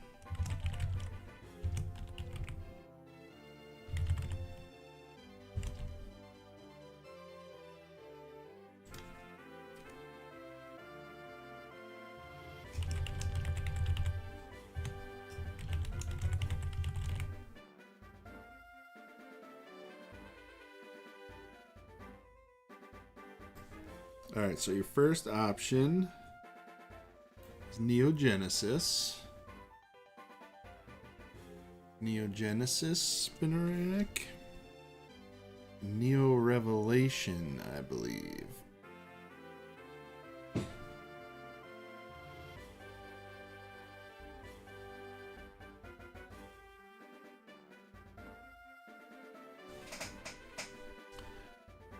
Happy Lammy, any other night encounters? Not specifically nighttime, but Pineco probably next on the list. Yeah, we were gonna do some headbutting, try and get Pineco. Private just ended. How y'all doing? Hey, welcome, Will Joe. Glad you could make it. We're doing good. I think we caught all of our nighttime Pokemon already. We got an Oddish, so that we can get Blossom later. Then we got a Hoothoot, which we had to order a card for, and we're voting on Spinnerack right now.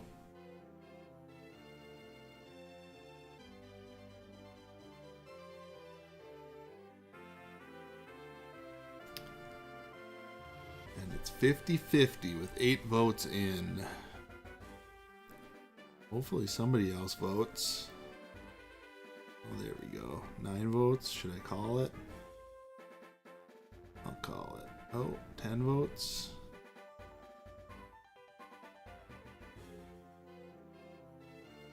Alright.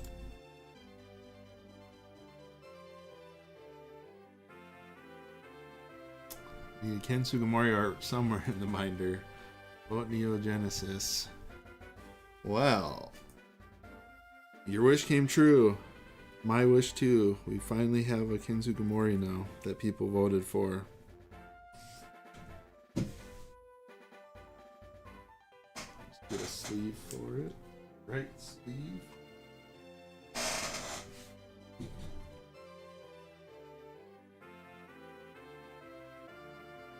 $167.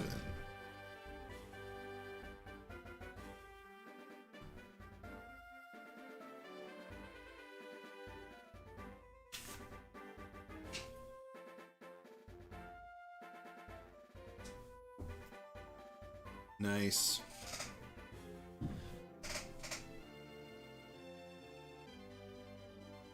There we go. Nice progress.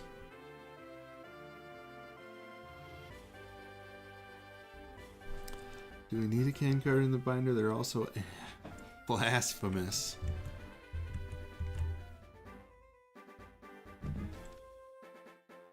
Alright, let's see if we can make it to Professor Elm. See what he wants to tell me.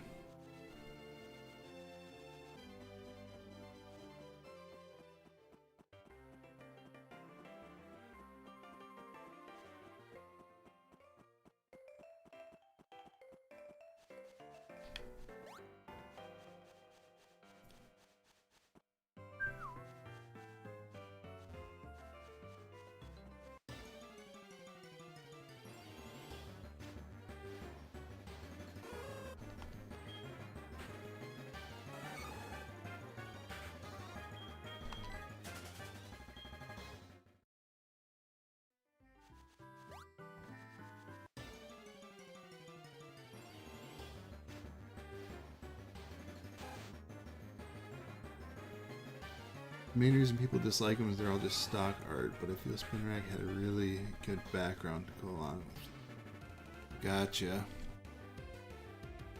Yeah, that's true. Some of them you can really tell they're slapping stock art on a background, but I don't know. For some reason I kind of like those ones too. I feel like Mysterious Treasures is a set that had a lot of those in it. Alright. He's a super important artist for Pokemon, but 90% of his cards have phoned in homework the night before. The night before his due energy. Yeah. CTV. I thought the egg hatched. Where's the Pokemon? I'd love to take a look at the Pokemon. Oh my god. We put him in the daycare. I'm so stupid. Oh, what was I thinking? I mean, the can artworks are still illustrations, just artwork you see constantly. True. Well, that journey was all for nothing. So nobody wanted to tell me I was leaving my guy behind, or girl.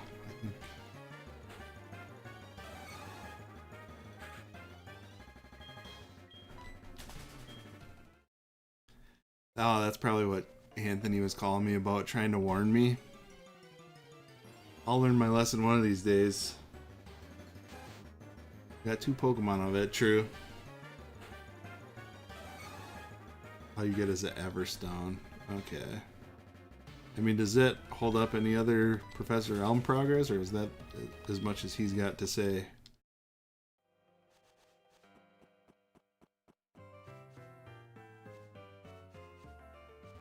I.e. friendship evolves, dummy. I don't know. Does anyone remember why we left him at the daycare? We voted on it.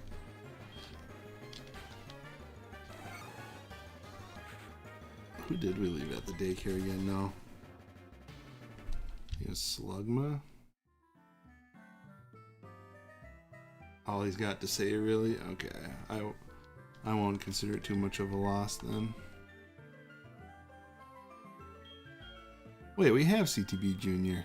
What was I thinking?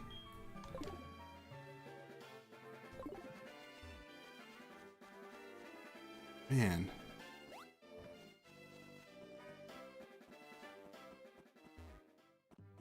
Do I just need to have them following me in there?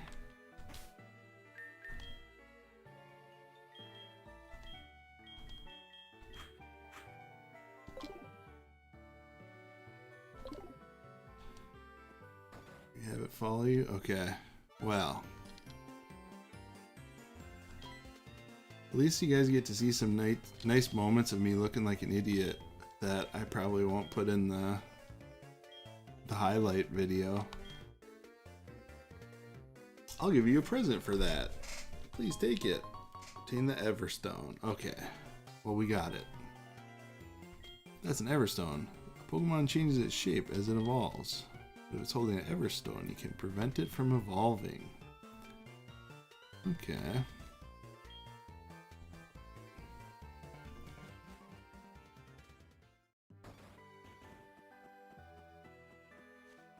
Alright. Well, at least now we got CTB Jr. following us looking cute.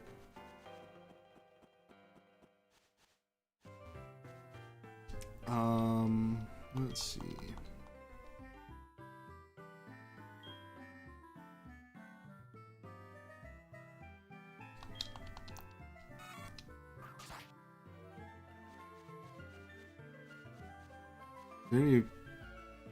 Is it worth going up there yet?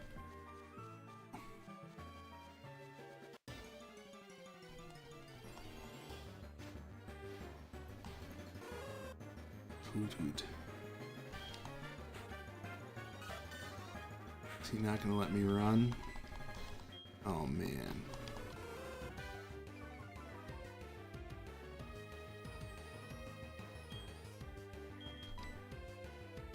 You'll pay for that, Hoot. There's actually a lot of use cases for the Everstone, but they're much deeper mechanically as it involves breeding mechanics and passing down traits. Oh, interesting.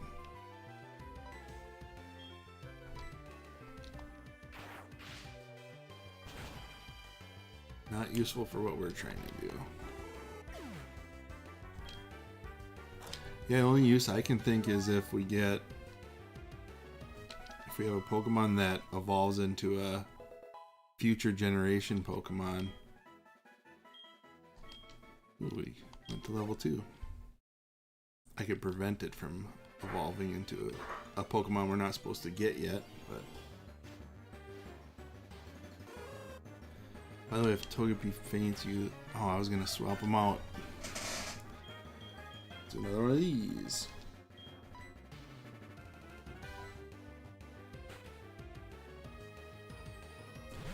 Well, Togepi has fainted twice so far from our Bugsy battles, so I might have a lot of making up to do, it sounds like.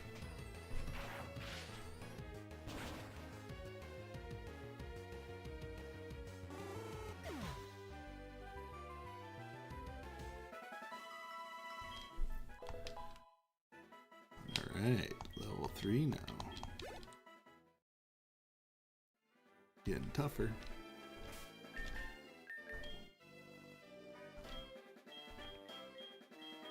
Let's see.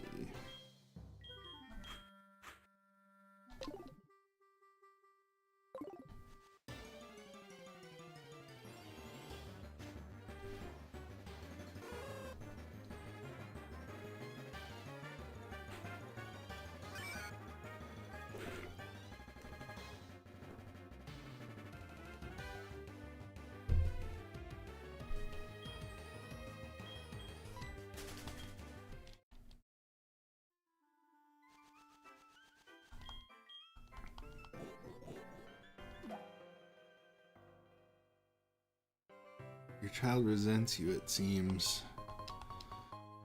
Sad.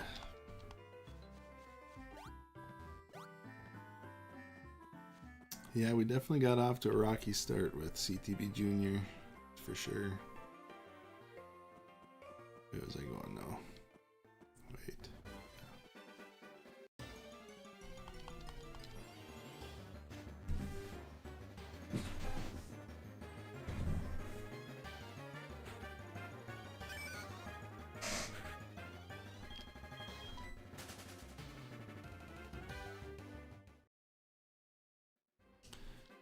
Seeing you play Pokemon makes me want to play again. Glad I caught the stream.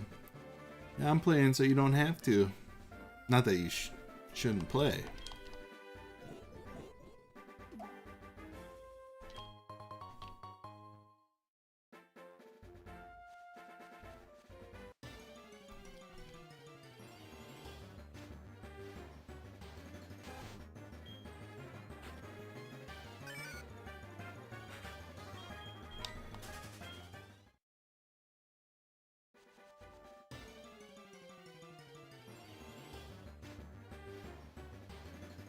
Your guys' dynamic seems scrambled. Nice.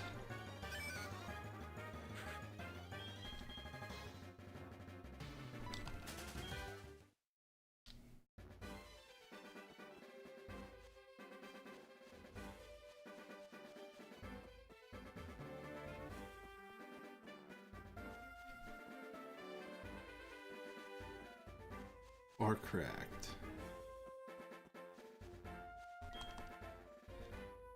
Scrambled's probably the better pun, I think.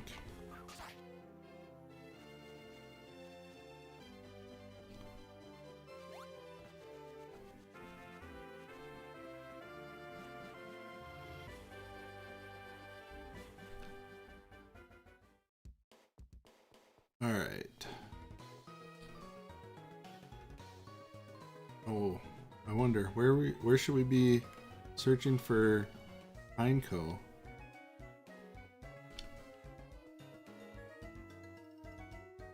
Forgot where Alolan Figment said we shouldn't look.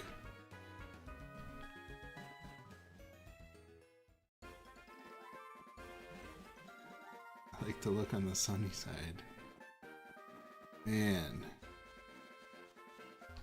Egg puns, hey. Oh, what is that? Is that a Sudowoodo? How do I wake him up?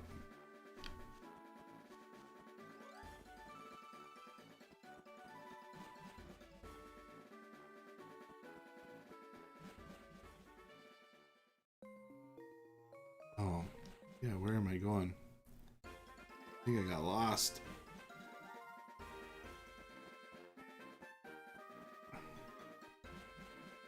Oh, I went up instead of down. I think that's the problem.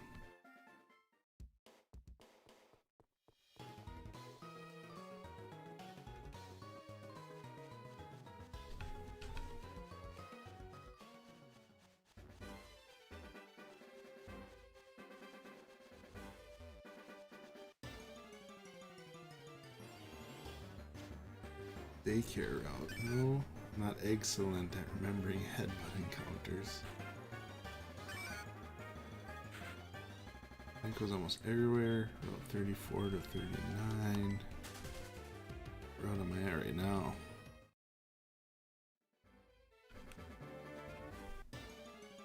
Oh, great.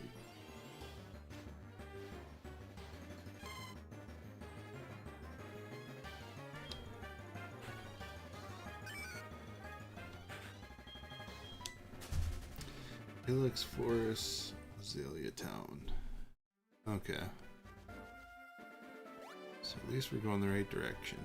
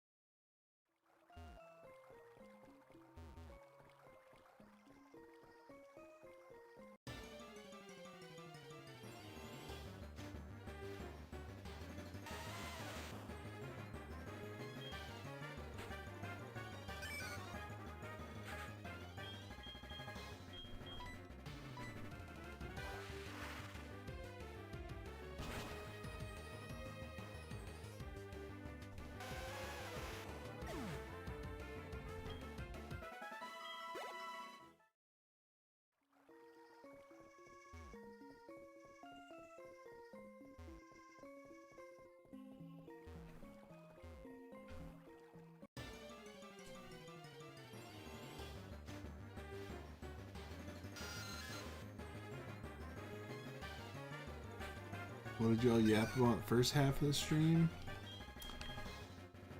Oh, you might have had to be there. No, I did for fun. I did a tier list of the regional forms, and then I yapped about the pandemic Pokemon boom a little bit.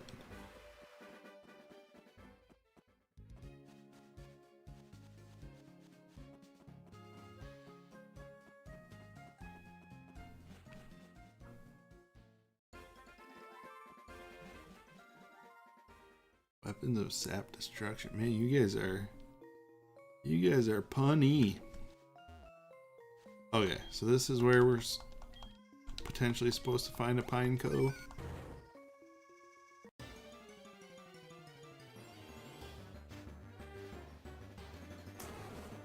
Apparently.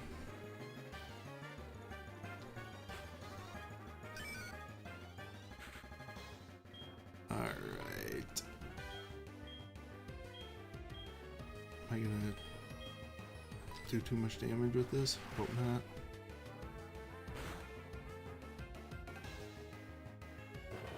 Self-destruct. I think I'm understanding the hand grenade comments now. We're just excited. Is he gonna self-destruct every time?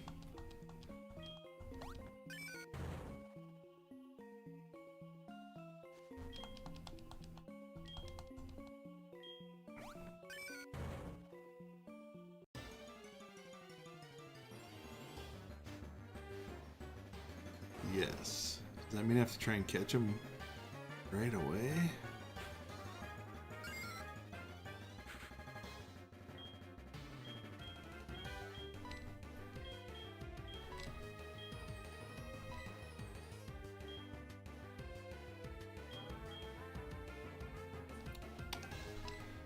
Well, let's try it, I guess.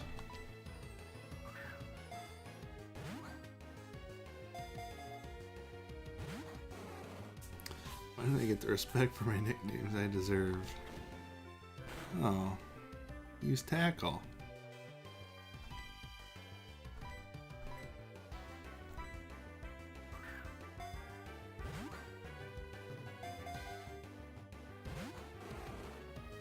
I don't know if this strategy is going to work.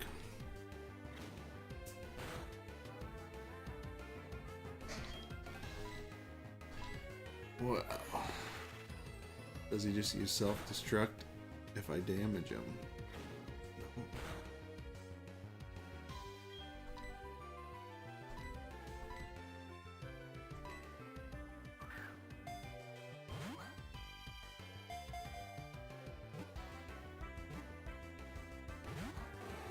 No. Ugh.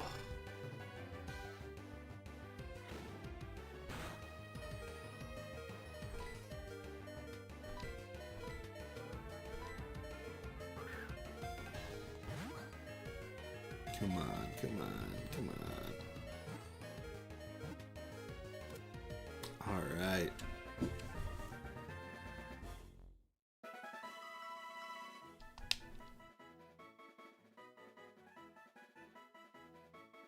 Honestly, this is the longest I've seen a Pineco fight. Nice. I must have got a good one then, right? Oh, I hit B again. Guess there's no nickname for this guy either.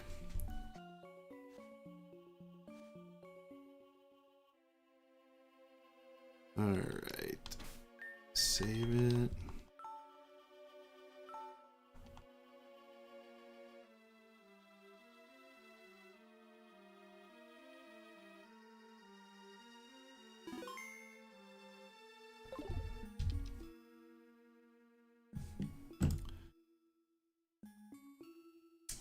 Pineco.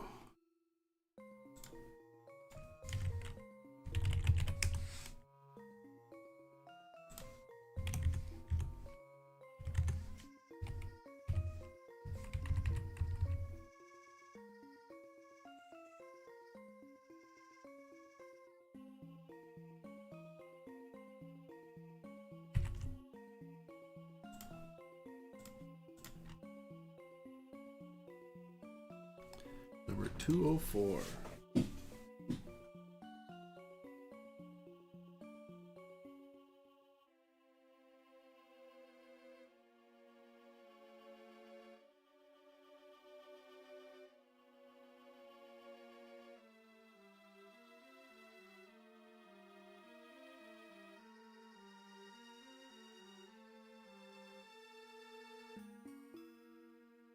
Oh my gosh, we're doing shopping again. Yeah.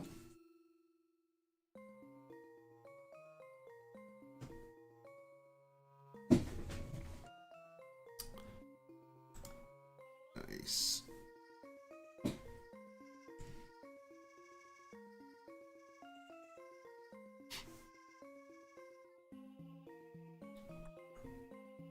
I've been watching Anthony's stream. Oh, I was hoping you guys wouldn't find out about that, so I didn't answer his call.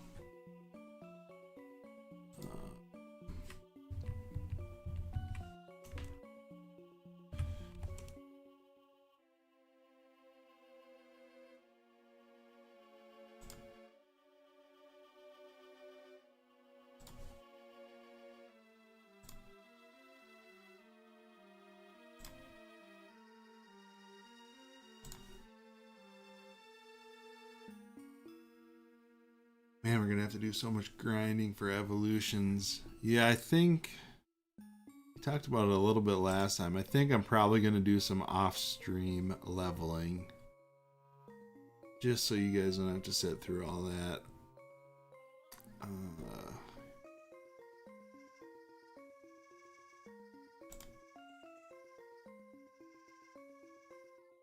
What's your budget for buying them? As of now, they're all options. We haven't hit one yet where I've had to veto an option. So, oh boy, Pineco's got a lot of them here. Let me make sure there's none on the next page. Okay, good. I think because, you know, if I don't buy reverse hollows or first edition versions, I think they're all, you know, fairly reasonable anyway. So, CTB, what do you have to say about the accusations that you are the Kabuto King? No comment.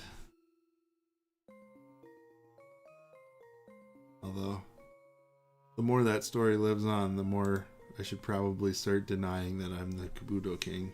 I think he's starting to annoy a lot of people.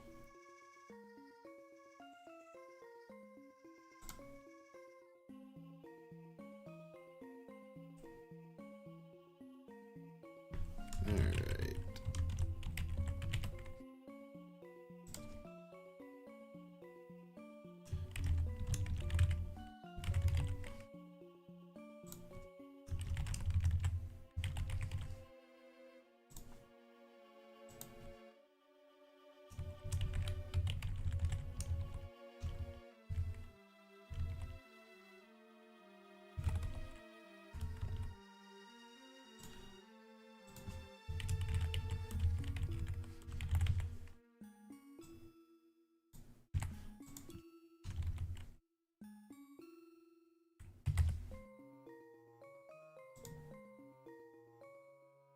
Oh no.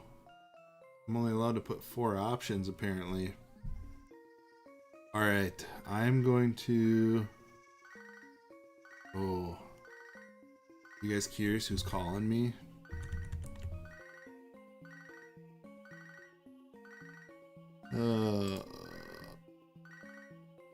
I don't think I need to answer that, do I?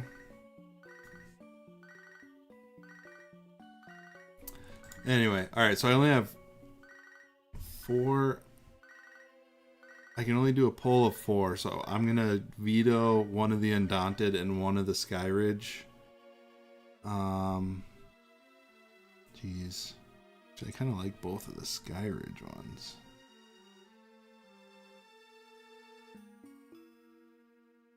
I'm gonna veto the second Undaunted one and...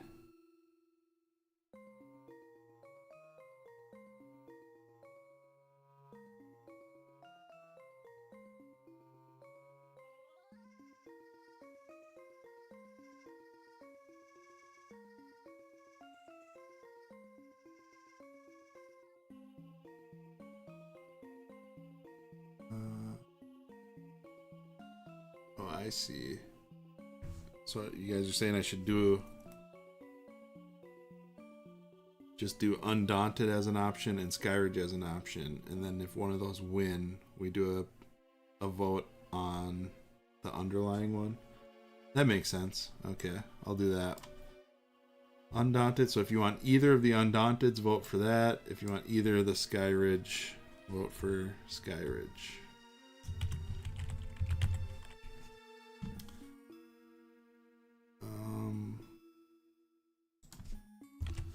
All right.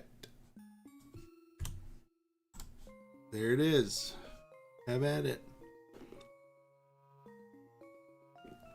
Are you just picking from older sets? Yeah, Mr. Gamer Boy, we're doing Neo and E-Series because that's when Gen 2 was the newest gen, and then we've also thrown in any Heartgold Soul Silver era cards because that's the game we're playing is Heartgold. So a little bit of a mix, but still limited.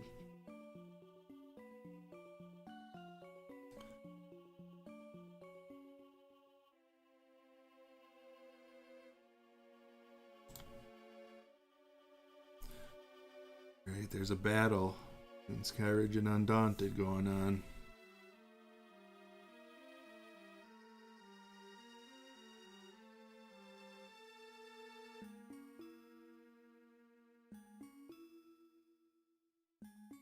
Ten votes in, that's all we got last time.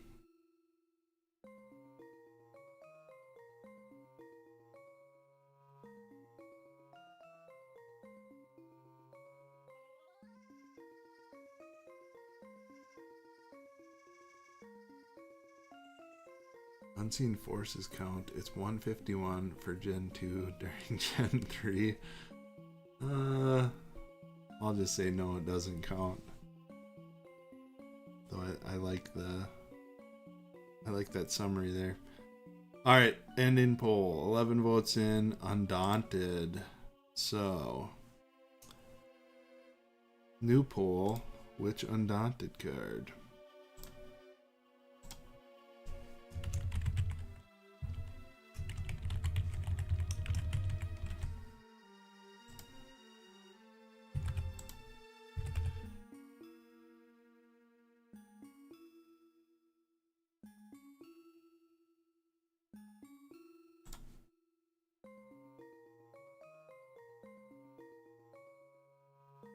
I swear there's a Heartgold fan lurking with like 5 bot accounts.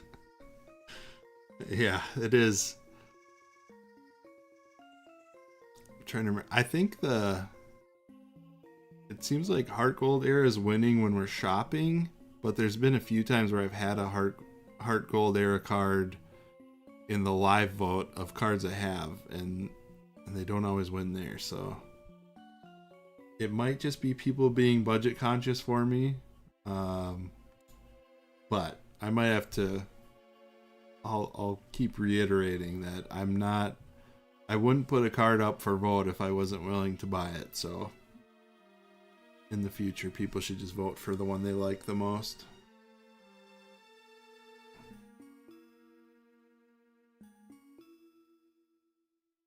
Seven votes in, but everyone's leaning towards, or 71% of people are leaning towards 63, so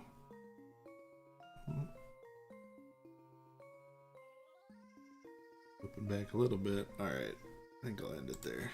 63 it is.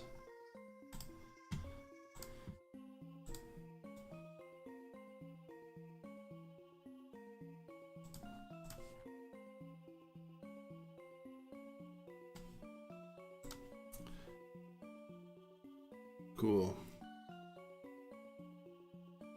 Wild to me that a Pineco card is more than $1. That is Skyridge for you. Yeah, Skyridge is pretty crazy.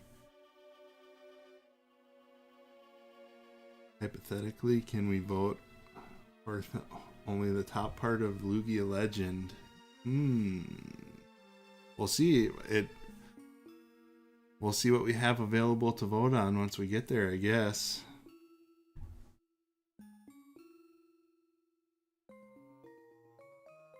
All right.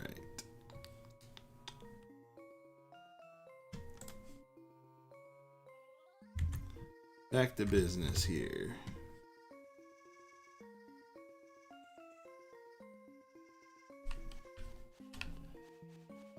Okay, well, we've accomplished most of our goals for the day.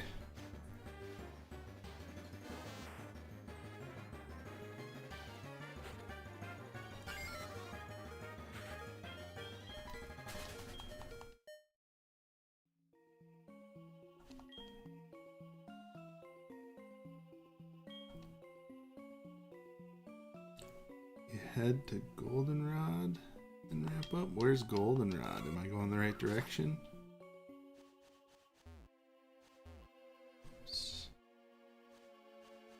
Next on the agenda is the hardest gym in the game. Is that for real?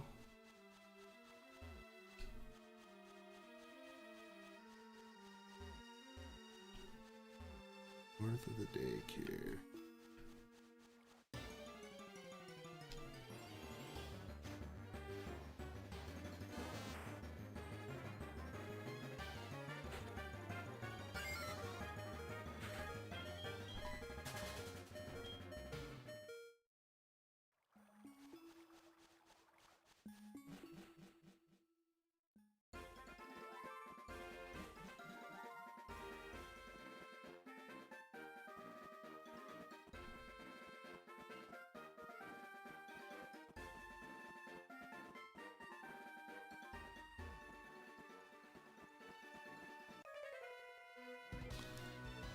Am I fighting people? What's with you? What are you doing? Oh. I wasn't in a battle mindset. But here we go. Policeman Keith. Why are we fighting? I didn't do anything.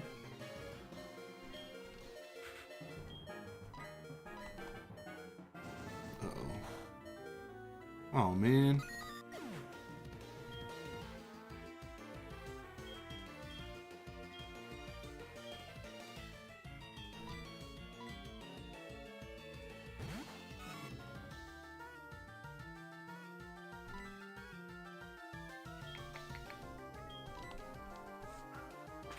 Catch a ditto over here.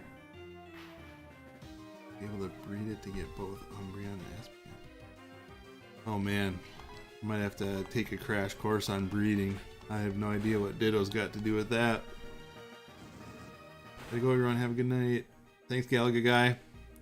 Justice for Anthony. Justice for Anthony and all your great nicknames I ignored.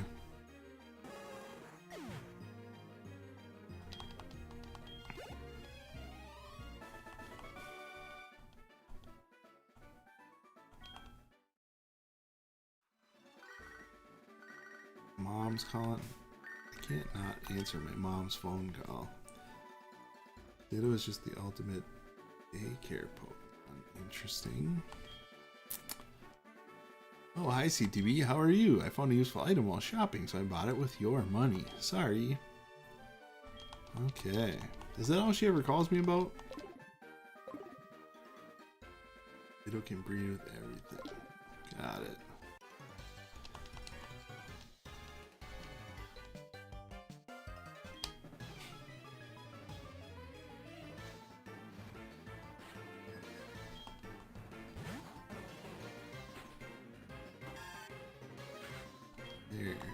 There's a good matchup for me.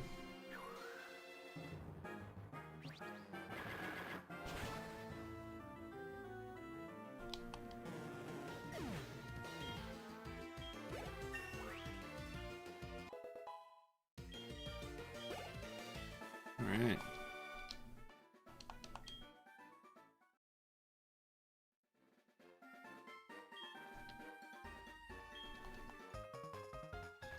I don't know why I keep taking people's phone numbers when I never answer their calls.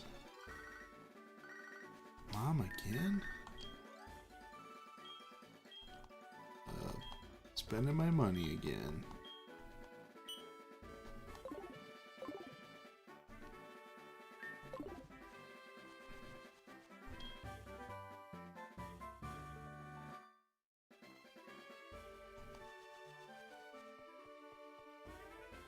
Does the game corner have any Jodomons in it? I think we need to play it for Porygon 2.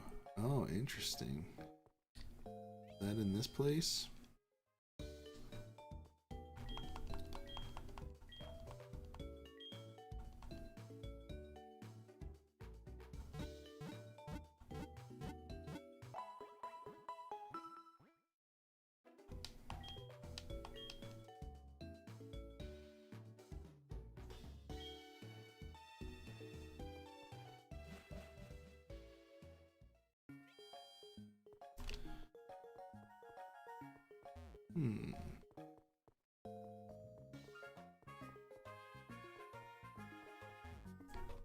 This looks like the game corner.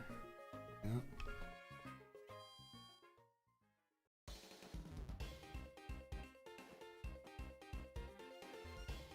Very frustrating. Mini game. Minesweeper, but bad. Oh, I need a coin case. Aha. Must be here to play my coin game. My name is Mr. Game. My heart pounds with excitement when people enjoy my coin game. In fact, that is what I live for. You look like quite a challenger. Why don't you play my coin game? Okay, sure. Alright, here's your coin case.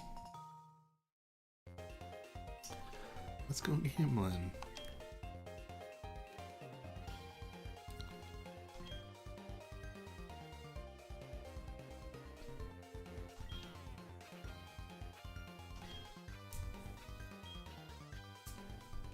Oh boy, this looks complicated. Play Voltorb Flip Level 1. Flip cards and collect coins. Okay. Alright, we'll play one round and then go see what Pokemon they have.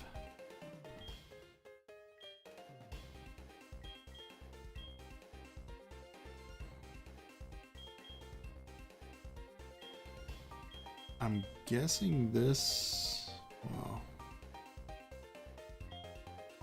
I don't know what any of these numbers mean. I'm guessing this means there's that 0 Voltorb. That doesn't make sense. Basically Minesweeper but Pokemon. That guy is next to 0. I'll just pick a random one and go from there. 1 coin. You know how Minesweeper works? I do know how Minesweeper works, I think. I haven't played it in like a decade, but it tells you how many bombs are around you.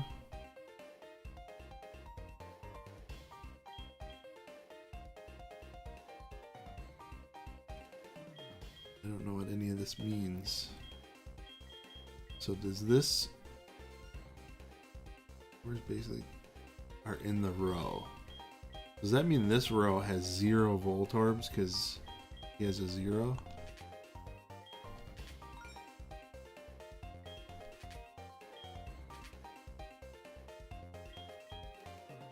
Okay, interesting. So, this column has 2, this row has 0. That's good to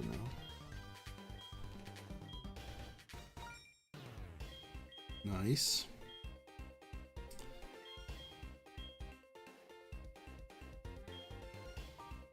I mean, do I just keep restarting and uncovering all the rows that have 0?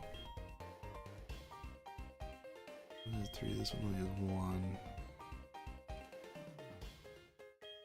1 and a 1. I'm just gonna quit. If I quit now, I'll receive 4 coins. Sounds good to me. Ooh.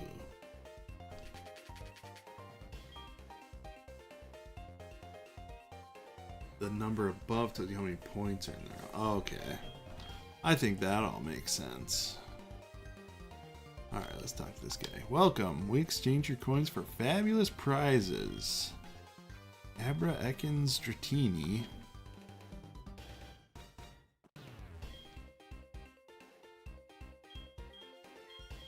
Okay, so it doesn't look like there's Pokemon to get here. For us. Interesting.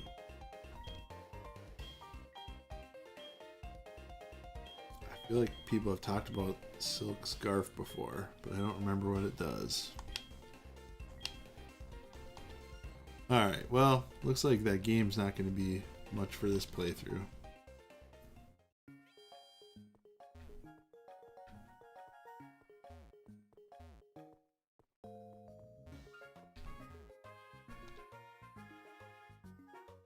Bike tunnel, oh no. Alright, well, you know what? Since this is just exploring and we don't have a honed in goal for now, I think I'm just going to call it. We caught all the night Pokemon we needed to get, so mission accomplished, I guess you could say. I'll have to see how it goes. I might keep doing these Wednesday streams just for a little short game time. Probably much more. Probably try and do some other fun stuff. More just chill, hangout times on Wednesdays, and then I'll keep Sundays as the main progression days. So, anyway, thanks for joining, everyone. It was good to see a lot of the old faces. Good to see some new faces. So appreciate everyone sticking along. But otherwise, see you Sunday.